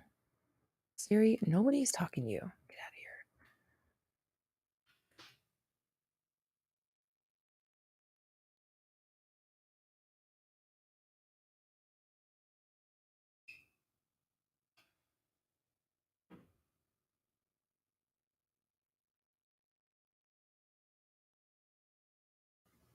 Okay. So SG says, I did module 1 of SP workshop, cried a lot. Yeah. That's kind of what I was letting you know about last week, kind of like easing you into it. The specific person workshop is really powerful, really effective, really good at getting you through the blocks that are keeping the love relationships not where you want them to be. But the first module is a lot. It's because it's wading through all that bullshit. It's digging through the stuff that's in the way. So it is a lot, and it can be heavy, but it's so powerful and it's so important to do. And it's just that module alone helps so much, because you see, like, you didn't really have any choice. Like, it's not your fault that you are the way you are. You were programmed to be that way, and you didn't really have any say in the matter. So being able to offer yourself forgiveness and, comfort, being there for yourself, knowing that you did the best you could, you're a human being, and like this is the hand you were dealt. So now that you know that, now you can make a shift and change the trajectory going forward. Leanne, that is not my quote. Please take the RL off of that. I don't want to ever try to quote someone that someone else said, because nothing will feed the poverty of your soul. Not only is that a quote from that book, it's a quote from a speaker who she didn't name. So it's like a double stolen quote, and I don't want to perpetuate that. So you can write it, but just don't put my initials after that, please. I'm just gonna delete it. Wait, I don't want to block you. It's like, you want to block Leanne? Let's fucking block her ass. Thank you, Leanne. Appreciate you. As she said, it's sad because it's not their fault either. That's the thing. That's the other thing. It's like, it gives you permission to forgive your parents as well, because you see that it's like, it's generations of shit.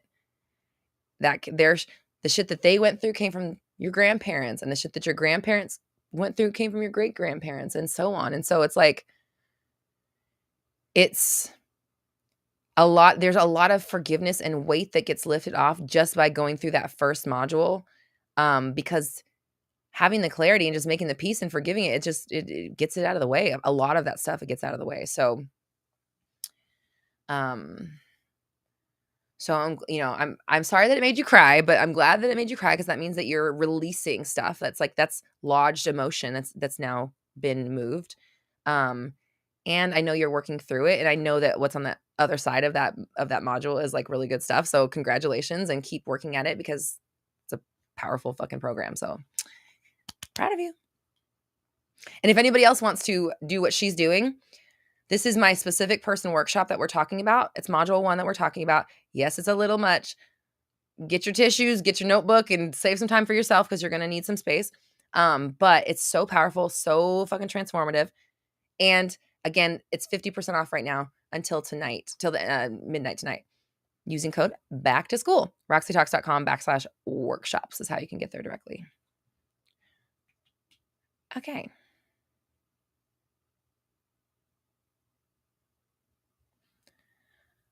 So, SG, when you're experiencing, when you're acting out, when you notice you're carrying mom's bag, essentially, right? You're doing the thing that your parents did. Notice that it's them. That's their program. That's not me. That's mom's programming. That's dad's programming, whatever. And shut it down. Replace it with your programming. Replace it with your behavior. Replace it with your belief. And make that a habit of inserting your own programming when your body naturally goes to the autopilot mode of your parents. Tiffany says, I don't know if I should tell you or not, but Roxy, you're in the book. I couldn't write a book about manifestation and not include you. Tiffany, oh my God. You're so sweet. Well, now I was going to read it anyways, but now I'm extra excited to read it. And thank you. That's so fucking cool. And I'm in a book, you guys. Did I tell you guys I'm in a book on fucking Amazon? Have you heard? It's called Pounds Down, Forks Up, and it's on Amazon right now. You can get the Kindle edition. It's in pre-sale mode. In about 72 hours, you can buy it on paperback. But I hear that, might be fun to get it on paperback. Might be some good incentives. Or not, excuse me. Not paperback. Pre-sale. Kindle. Get them both, actually. Get them both.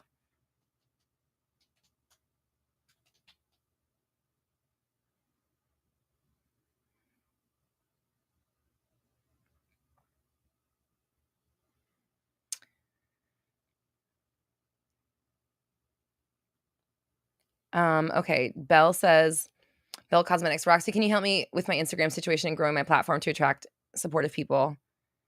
It's been 2 years and my account is full of majority haters and non-support. Okay. They're asking me to, I need to ask you, you're doing cosmetics. Is your cosmetics on a regular cosmetics account or is it off of your personal account?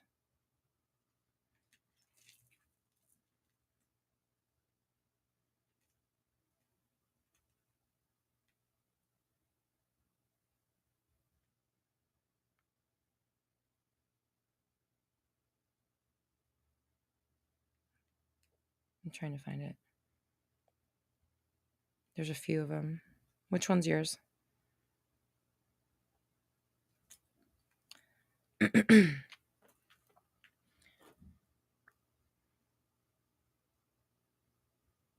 You're a dancer. Oh, so what's the cosmetics? I can tell you, I don't know what your YouTube is, but I'm already confused, and I think that might be the problem because just instinctively, I just felt that there's a clash of what you're presenting and who your account is targeted to attract. Because like, I had my personal Instagram account has like 40,000 followers on it. I don't really post on there at all anymore, but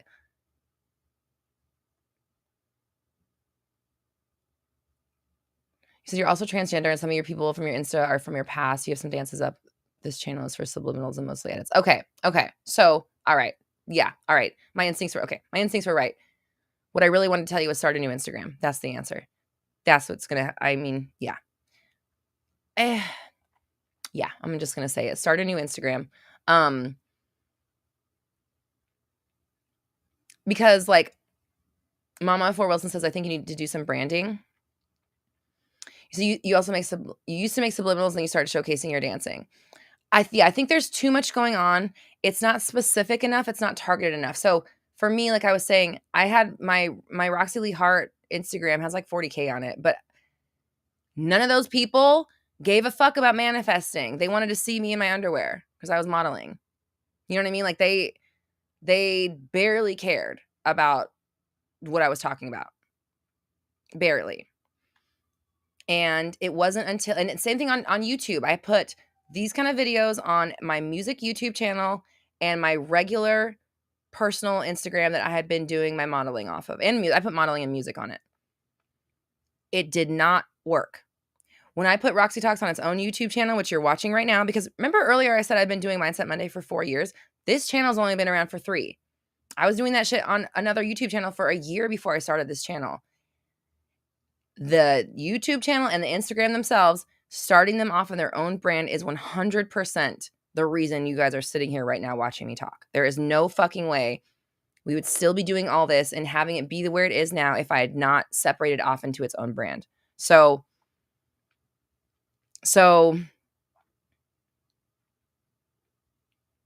Despicable E says, you're doing what has caused confusion in the marketplace. Yeah.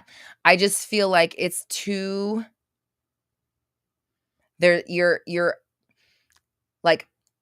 have too many different genres going on and you're building off of an old account of people that don't give a fuck about what you're doing. So there's like 2 things going on that's why I say start a new one. Figure out what your new brand is going to be and get really fucking clear on it. Start a new Instagram. Target just those people, and then even on your feed, just follow people that are in the same kind of genre as you, because then as you're interacting, you're interacting with people who are into the same shit. Your search feed's going to be tailored to that content. It's just going to help everything feed in on each other. But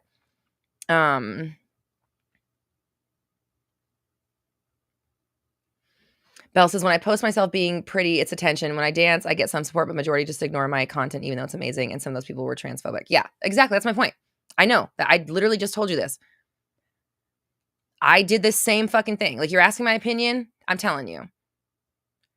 Yeah. Like I had an account where I modeled and did music and the people didn't give a fuck about what I had to say. They just wanted to see me in my underwear.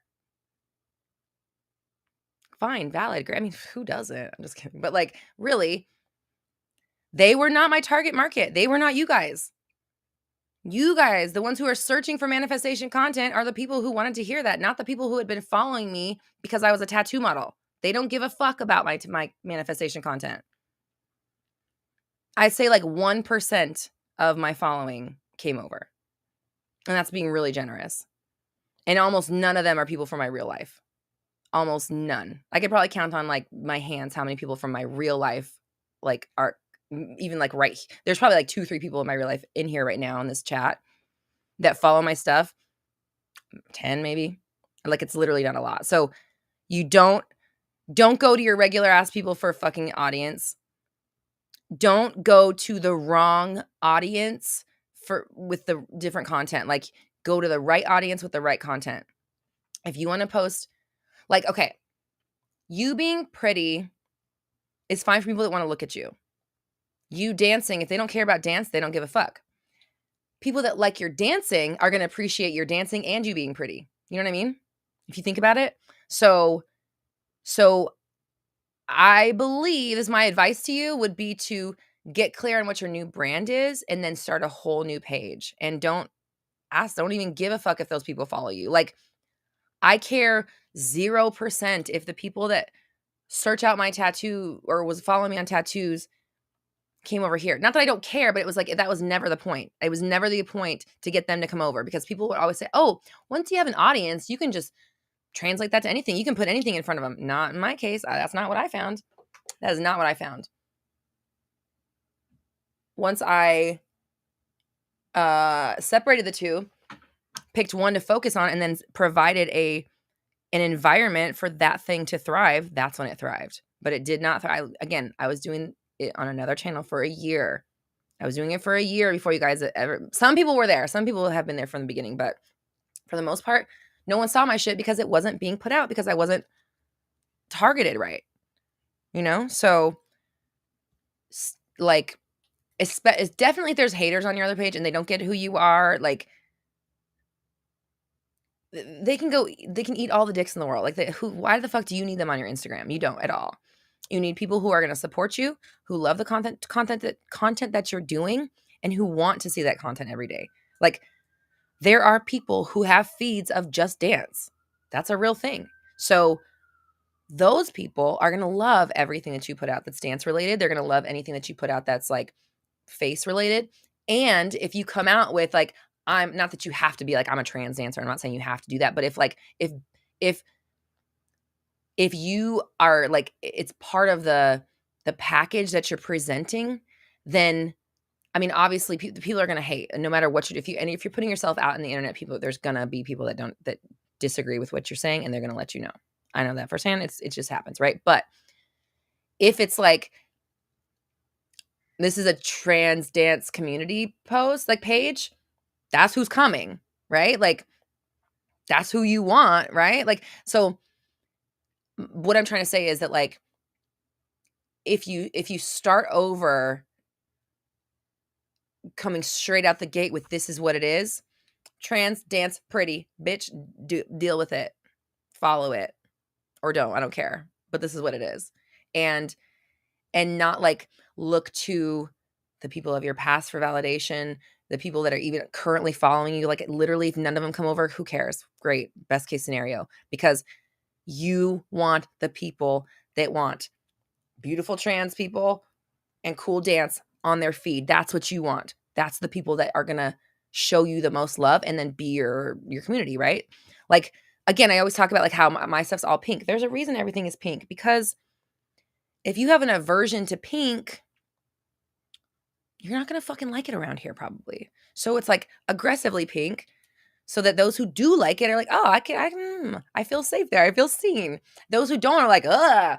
And if you're like that with my content, good, go over. I don't want you around here anyways. I don't need you. I don't need other people's validation. So what do I want someone that doesn't resonate with my content doing here? I really don't. Like, I don't have time to deal with fucking educating somebody who's like against what I do. Like I don't have to sit here and convince you of it. Like you're already doing it, whatever. But so yeah, like you said, literally fuck them. Honestly, like the people that don't resonate, I like cool. Do you think that Sports Center is mad that I don't fucking like have a sports packet, ESPN package on my TV? They don't give a fuck. Who am I to them? I don't matter. It doesn't matter. They are not pressed that Roxy is not watching fucking ESPN Sports Center. That she never would in a million fucking years. She'd never turn on in her whole life by choice. They don't care because there are millions of people that are eating that shit up every single day. And those are the people that they want to talk to, because if I was having a conversation with a Sports Center's person, there wouldn't be much for us to talk about. I don't give a fuck about what they're doing. They might not give a fuck about what I'm doing. So what are we, catch my drift? It's like it's not offensive for people to not be into my content. I like it. Like go be over there not into it. Cool. It doesn't change me. Like it actually makes my life better when you avoid it, So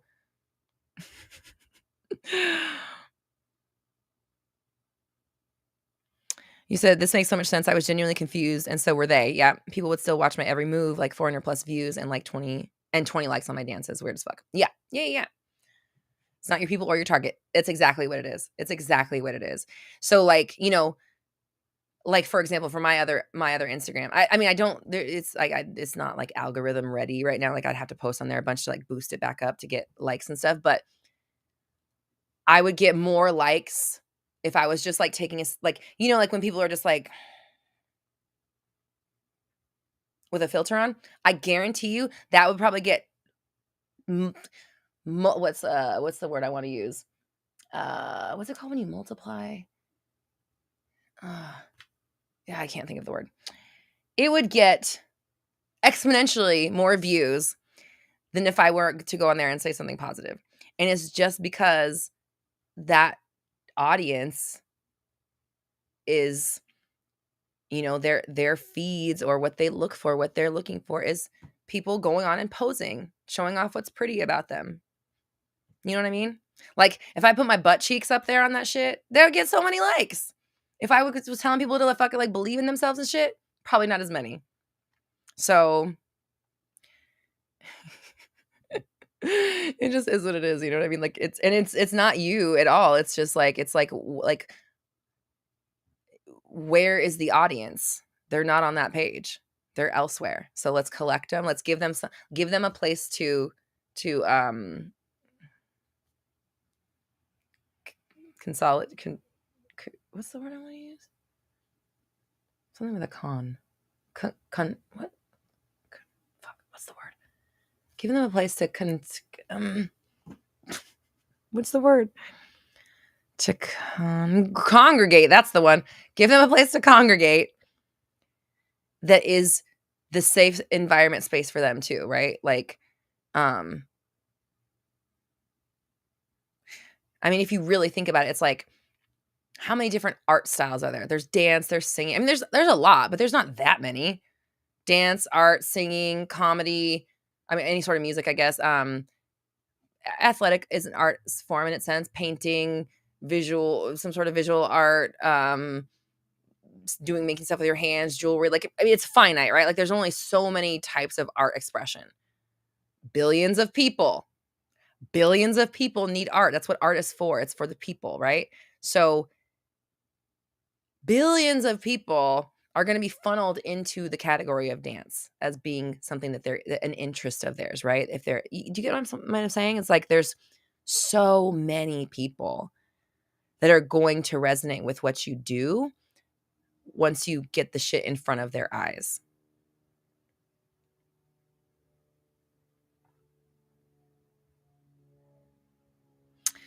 Leanne says, that's helpful. Thank you. Intuitively, I didn't want to split things out. Leanne, yeah, your travel channel needs to go on a strictly travel channel. Like, if you want to do travel, don't put it on with inspiration. I mean, that's not true. If you're doing inspirational travel, but you want to do vlog travel, right? They're different. So, I mean, I guess they're not necessarily different, but like it's like sub niches is what I'm trying to say. Like I'm like somebody that's like backpacking the world or like seeing these crazy blah, whatever's beauty majesty of the earth versus like, okay, I'm going to Disneyland. Here's the top vegan things at Disneyland. Although they could potentially appeal to the same person, like you see how it's like it's a different show, right? So different show, different audience. Same genre, but sub niching down is it's so important. So, like the videos I watch of people at Disneyland, they'll have like millions of views on it. And it's literally just people watching them be at Disneyland. And I will watch. It's like therapeutic to watch. It's like just calming and shit. And it's like wholesome content, it's like stuff that you can like have on, it's not gonna like fuck your mindset up and stuff. So yeah, so anybody it sounds like this is resonating for a few people. I think we get scared. I was scared to separate my brand too. Honestly, I was scared, but it's what made it successful. And I know it would not have been as successful if I hadn't separated it.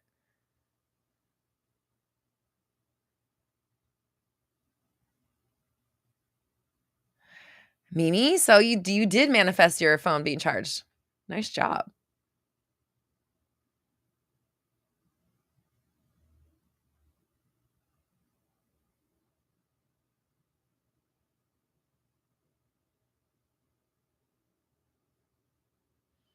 I'm glad that resonated with you, Belle, and I'm excited to see what you do going forward. Um, Leanne says my SP loves wholesome content. We watch a lot of Disney YouTube together. My husband and I do too. I like it too. Wholesome content is so nice. I love watching vegan chefs on YouTube, obviously because I'm a foodie. I love food. The Burger Dude. Oh my god, I'm manifesting a friendship with him. He lives in LA. I love his channel. Yeah, Disney vlogs are so fun. Or like like Knott's Berry Farm, or there's this couple that I can't remember their name, but there's a couple I've watched. I've seen a few of them, and they've done like different Disney parks, and they'll go to like they've been to like all over, and they like rate. They have like a little rating system, and it's like a little like graphic of their face, and it'll be like five. I can't remember their names, like 5 J's or 5 Joes or whatever, if it's positive, or this only got 3 Stephanies or whatever their name is. But yeah, it's so like nice, like positive content. Michelle says your weakness is reaction vids. Michelle, do you watch Charlotte Dobre? She's one of the ones I watch. She makes me laugh. Okay. Oh, Leanne, you love Burger Dude. I love Burger Dude. Oh my god. You said you made his tofu scramble the other day. He just did a Philly cheesesteak with tofu. We talked about how much I love tofu, right? Like and I talked about before, remember when I told you guys about burger fries? Burger fries the ground meat is made from tofu. So he just put up and it was from Sauce Stash. So we can give Sauce Stash because we like Sauce Stash too. But Burger Dude did the Philly cheesesteak with tofu. Oh my god, I can't wait to try it. Mm. Mm. Okay. Elizabeth says, I like to watch vlogs of my own city too because it tells me a lot of new stuff I didn't know about it. Girl, I'm so going to do that. I never thought about that. I love that idea. Elizabeth. Okay, I'm totally going to do that.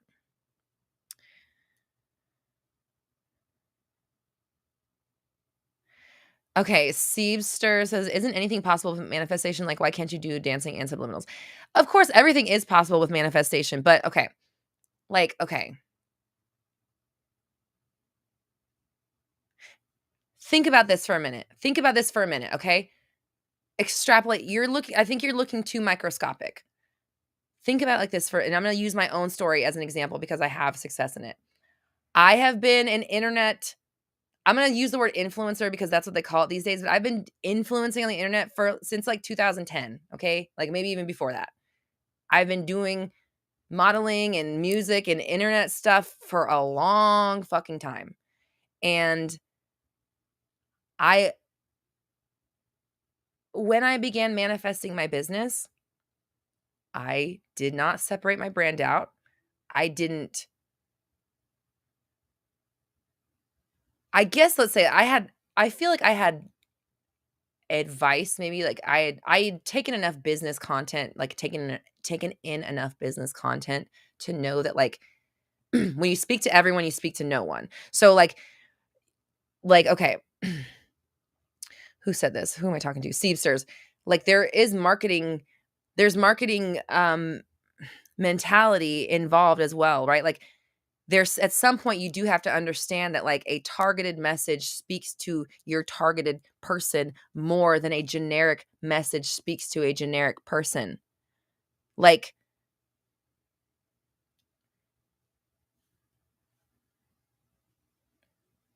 for example, I'm hungry right now. If there was a sign that just said burgers, I probably wouldn't go there because in my mind, I'm vegan. I don't have nothing. There's nothing for me over there. But if it was like delicious plant-based burgers, 100% plant-based, I'm going there.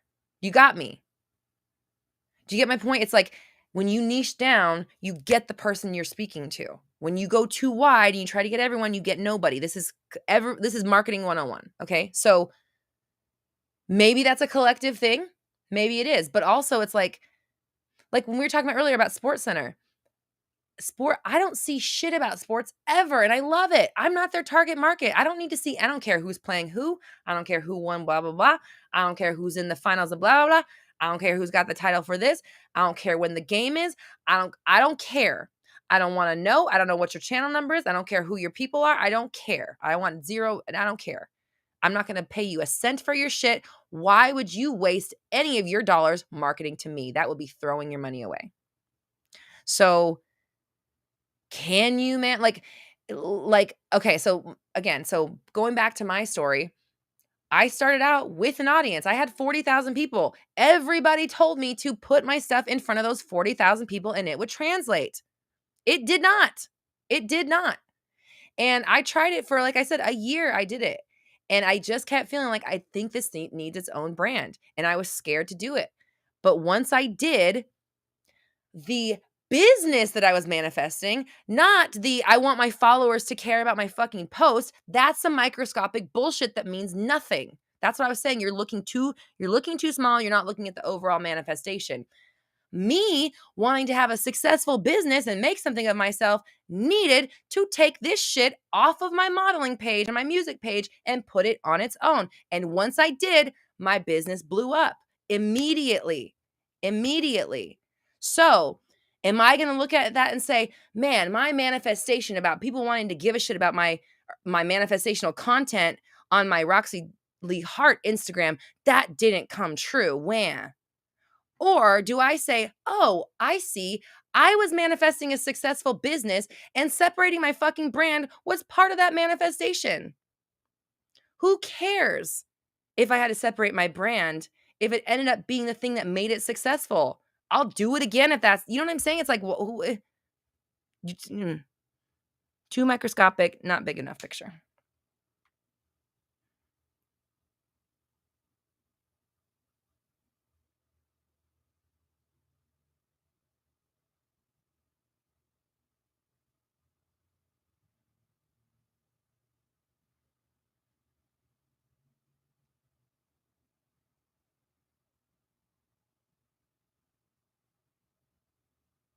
Mimi says Bath and Body Works is vegan and cruelty free. I have a ton of Bath and Body Works stuff. Thanks, Mimi. And I love, they have the best candles. I love their candles. Leanne, I fucking love you. Leanne goes, yes, this is such good information. Is there a class for entrepreneurs coming soon? Yes, Leanne, there is. How did you know? How did you know, Leanne? You are so insightful. You're so intuitive.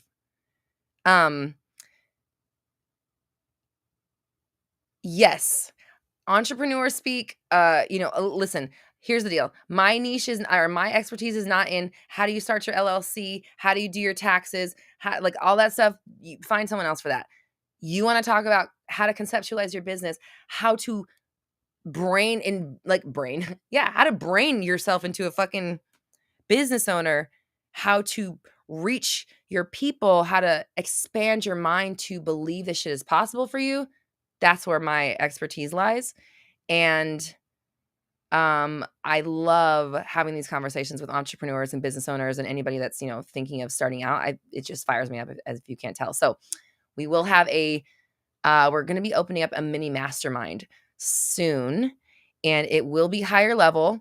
It will be a higher investment. I'm just going to tell you right away, because you're going to have a lot more access to me than what's available anywhere else. So like, for example, our group program that starts tomorrow, the Taking Massive Action, I will be there on Tuesdays teaching and answering Q&As. And then on Thursdays, you'll be with Leanne doing study group.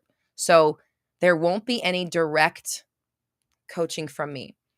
In the masterminds, the mini masterminds, you will have the opportunity to have direct coaching with me, as well as learning from others in the group. So there's group learning plus one-on-one attention within the group, right? So it'll be hot seat coaching, meaning we get together as a group and then we talk to individual people.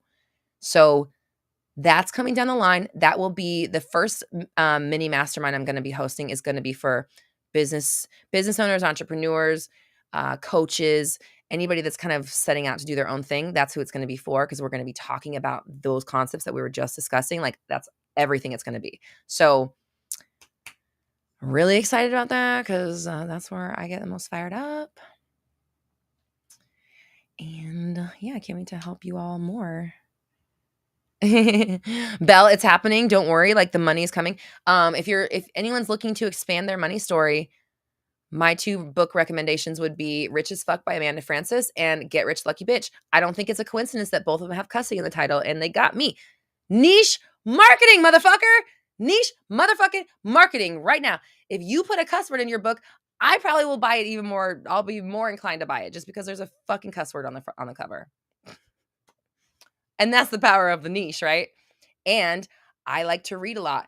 I also have an audience where I share book recommendations with thousands of fucking people. So you know what I mean? Getting to me is a great way. You know what I mean? Do you get my point? Again, the niche is where the power is, because, you know, like our just like what am I thinking? Our interests don't change that much over the course of our lives, right? Like I've always been into pink. I've always loved Barbies and stuffed animals and toys and music and singing and, you know, let's say like I still listen to Mariah Carey. I've been listening to her my whole life. You know what I mean? Like there's obviously new stuff that we bring into our lives, but for the most part, most of our interests are the same throughout our whole life. So those are the people who are gonna be there buying your stuff for life because you're giving them what they want. And if you keep providing it for them, they're going to keep wanting it. Leanne says, yeah, me too. I like a nice F-bomb. Me too. I don't know why I like it. I like a C-bomb, to be honest with you. That's my favorite, but I don't know how many books I could sell with a C word front and center.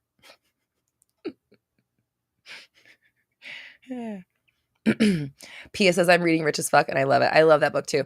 And hey, if you are reading Rich as Fuck, or if you have read it, maybe go show Amanda Francis some love. She just, it's not that I'm not trying to tell her business. It's on her Instagram page, but she was pregnant with twins. She gave birth and unfortunately lost one of her twins. So I'm sure, you know, any extra love that you can throw her way will be welcomed, I'm sure. So if you love that book, go follow her and throw some love on her feed and go see her little baby. He's so cute.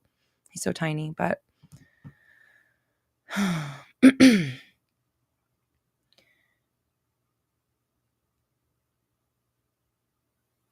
Leanne says, I get so hyped up after these live streams connecting with all of you, then have to wait a week to see you again. So that's why this community is really exciting to me.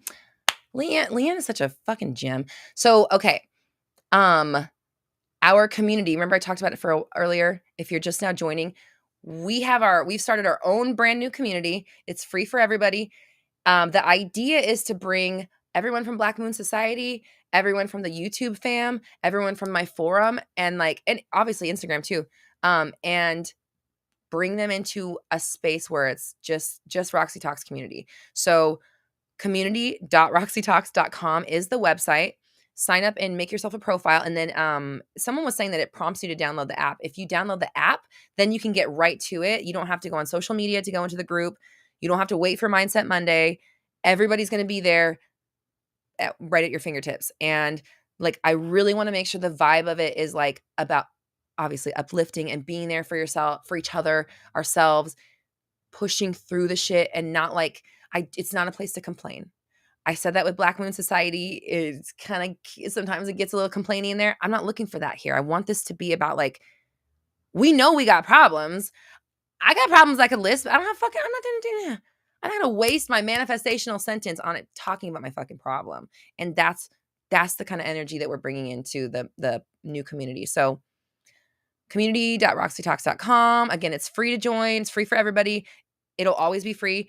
It's literally just like the Black Moon Society, but we're taking it off of social media so that you don't have to be in social media to be in the group. We know social media is triggering. Most of us are not trying to log into fucking Facebook every day, right? So you can have it on your app. Also, incentive to join. If you're going to Disneyland, there's a private Disneyland room in here, and we'll be able to like literally text with each other. And I think you can send voice notes too. You can go live in there actually. So you can go live from there. So we'll be able to communicate with each other for Disneyland right in the community. And yeah, it's just really exciting. All kinds of new stuff. So, oh, Belle, your name is Cassidy. Okay, I'll remember. Cassidy is Belle. Cassidy is Belle. Okay, and Cassidy is signing up right now. Yay. That's so exciting. Man, like, if you really think about how far we've all come together, like Tiffany just released a book. Jerry and Lori got engaged. Mimi's getting raises left and right at her job. Linda, which app is this? The app is called Mighty Networks. That is the platform that I'm hosting my network on. So if you download the Mighty Networks app, then you can join Leanne knows better about how it all works. Like when you're in there, it should show you the groups that you're in when you log in. But you can get directly to it at community.roxytalks.com. That'll send you straight to it. And actually, Leanne linked the Disneyland group there as well.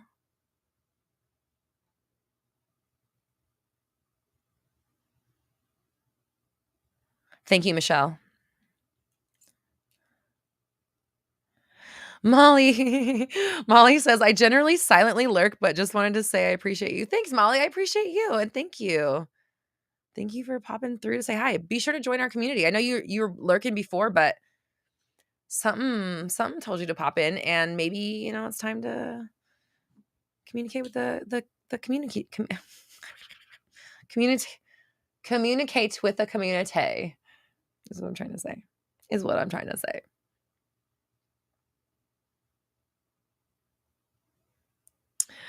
Scorpio, love her. Ooh, says just signed up. Nice. Yay. We're building it out. It's so cool. So cool. Okay.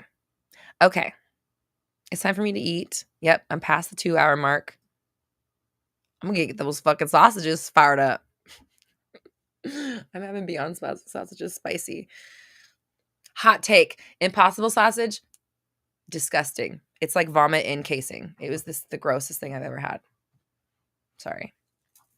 So if you like Beyond sausage and you've been thinking about trying Impossible sausage, for the love of God, don't fucking do that to yourself. You deserve so much better.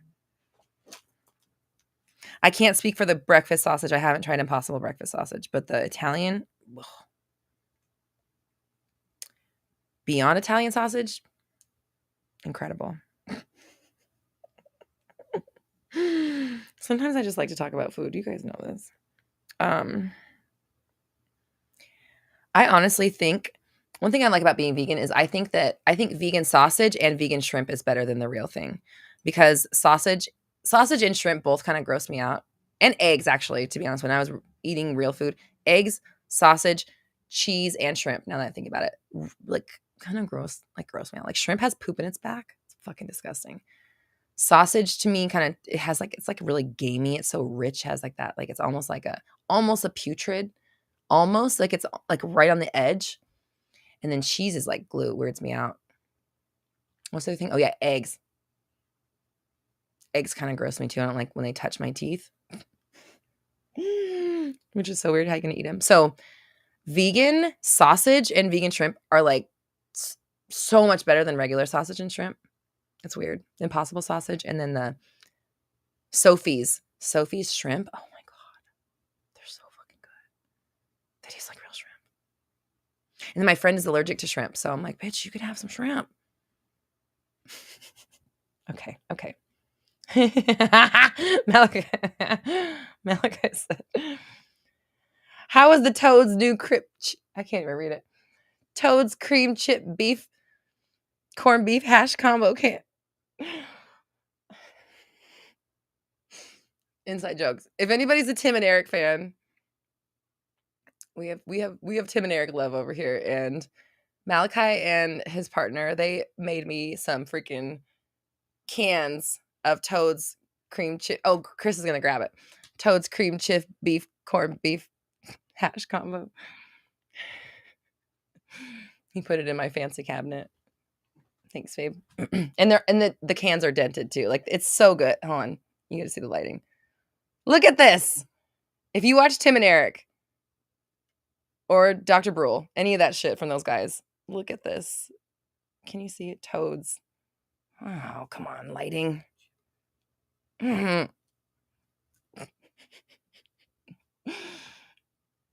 Corned beef hash, cream chip beef, corned beef hash combo, 2-in-1 can. Okay.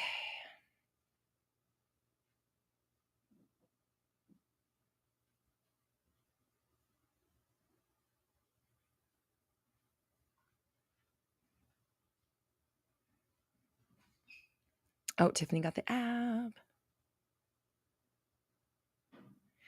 Oh, Cassidy, right? Please make. Did I make the connection? Did I make the connection?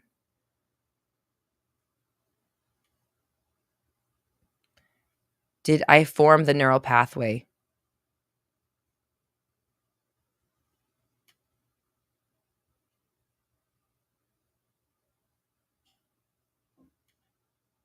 Now I have to check. Where is it?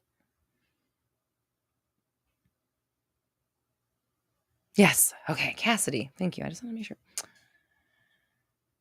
Oh, the Impossible at Starbucks. I guess I have had the breakfast at the Starbucks sandwiches. I think the breakfast sausage is really good. And I never really liked breakfast sausage at all. Like, obviously the real stuff. I always would pick the bacon or the ham. I never really liked breakfast sausage, but oh my God, the vegan breakfast sausage, the Beyond and it's so good. So good. Hannah says, Old Navy be scheduling me too much on Mondays. Yeah, fuck them. I'm just kidding. I'm just kidding. No, thanks, Old Navy, for giving us money. That's a great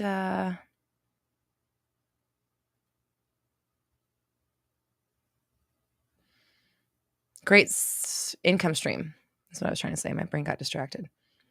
Okay.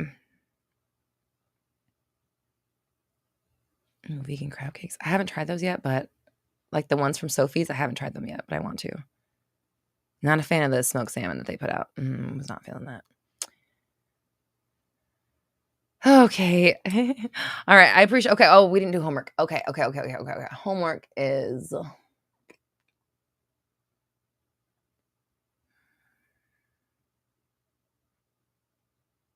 You're right, Hannah. Not when you're missing Mindset Monday. Nothing is more important than that.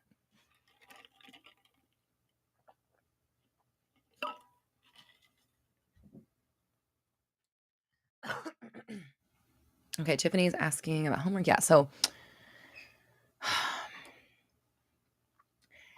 it's telling me be proud. That's what I keep hearing, be proud. So, okay.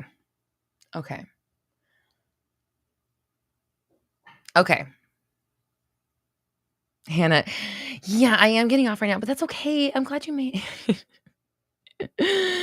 You can rewind it, and it's like it's live. Caleb Pop Tart says there's always one kid who said there's no homework.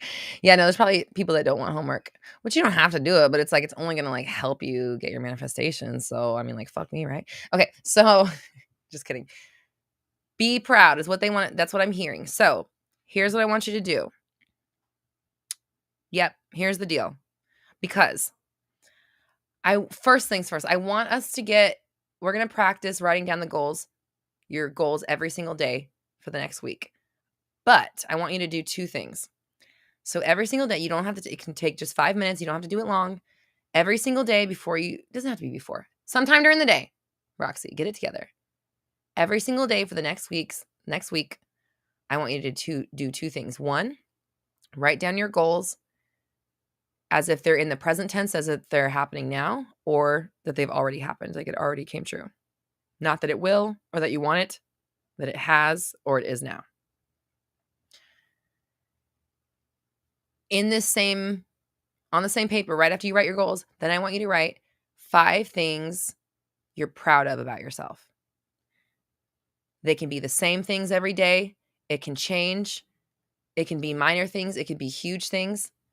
But Tiffany really inspired this from us today because I want us to feel able to be proud of what we're doing, to feel worthy of the recognition of the work that we're doing, and to make it regular to celebrate ourselves.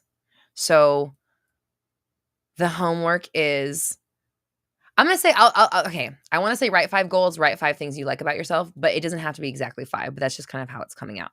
So every single day, write your goals down, write 5 goals. It doesn't have to be 5. Write your goals and then write the things that you're proud of yourself about. What are you proud about today? And then you live your life as the person who's the proud person who is seeing those things you just said unfold. That's who you be. I'm this person with these cool things about them, who likes these things about themselves, who's also experiencing these cool ass goals or whatever coming true. Does that make sense? So you're going to be writing your like, it's not necessarily your ideal self, because I want it to be who you are now, like what you're proud about yourself now, the things about you that are great now, and then soaking up the fact that that person is living this amazing life of these goals. Does that make sense? So it's the who and the what kind of. Guitar Bert. Guitar Bert says, I didn't realize you're vegan. I'm leaning that way. Dina is teaching me a lot. Dina is so awesome. Dina's seeing Dr. Joe right now. Yeah, honestly, I love being vegan. It's been 3 years for me. I'm no judges. I just personally, like, I don't want to eat anything that's been a soul or creature or anything. It's just not my deal. Because I can eat and be fine and full and nourished without having something to die. So that's kind of like my perspective on it. But that's just me. And again, no judges on anybody.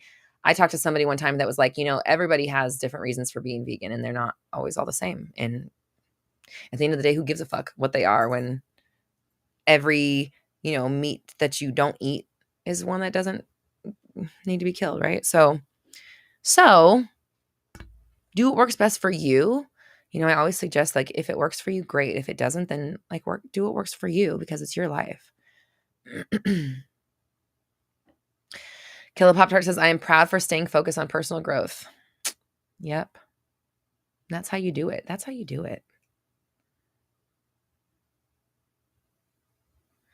feel like I'm going to make Michelle a moderator. Michelle.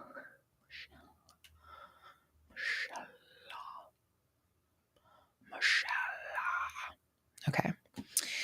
Yeah, that was a good note to go out on. I like that. Killa Pop Tart says, I'm proud. Why don't we put this on the thingy? I'm proud for staying focused on personal growth. And if you were to express that every single day, literally you would be manifesting and declaring every single day that you're proud of yourself. So you're showing yourself love, and you would be working on personal growth every day. Like, that would be like, you would be manifesting more personal growth, which would just allow you to keep transcending and achieving more. So just saying that every day would manifest you feeling so good about yourself and achieving so much just by the nature of the sentence itself.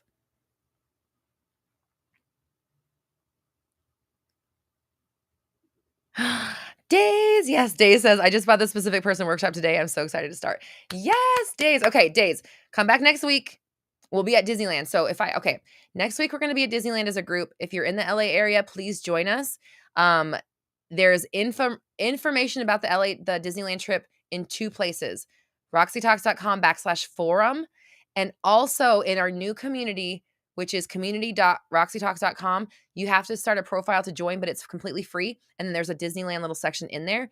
And we also highly suggest that everyone that is going to Disneyland join that anyways, because that's how we're communicating to each other, is through that that group in the Roxy Talks community, the new one that we just launched. Again, it's all free. But you do have to sign up. You make a profile or whatever. And then if you download the app, which is the Mighty Networks, is the name of the app, Mighty Networks. If you download the Mighty Networks app, then you can have the group right on your phone and you don't have to like log in through the web browser.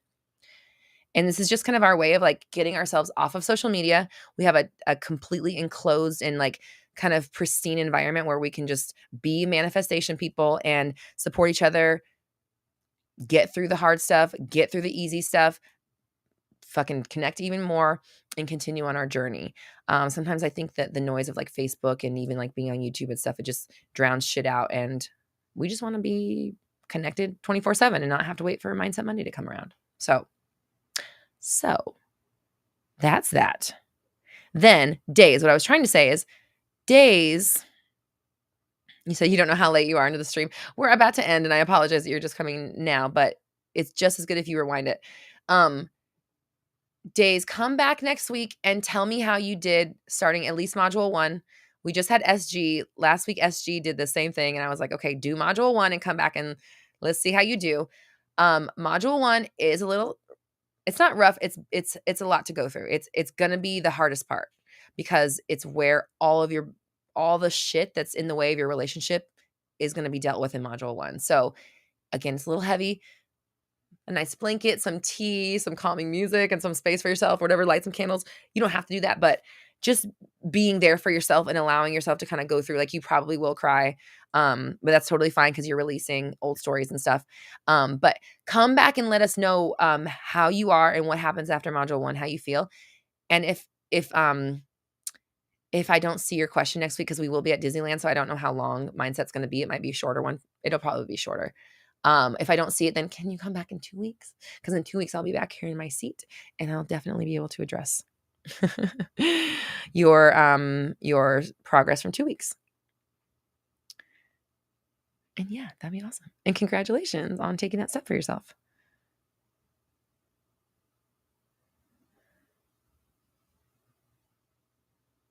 Tiffany, I think you should change your Instagram handle to say author. I mean, not your handle, but your bio.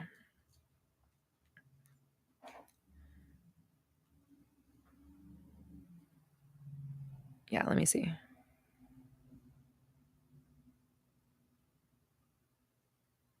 Yeah.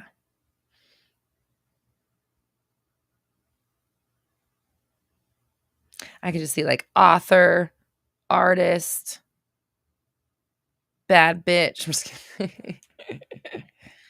Front row seat holder. Okay.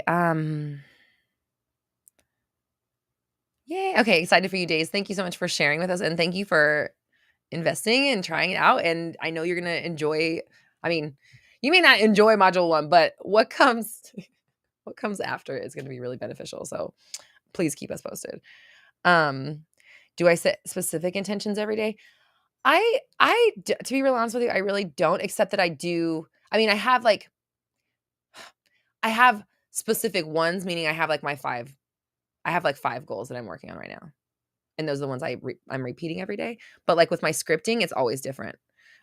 So yes and no, I guess.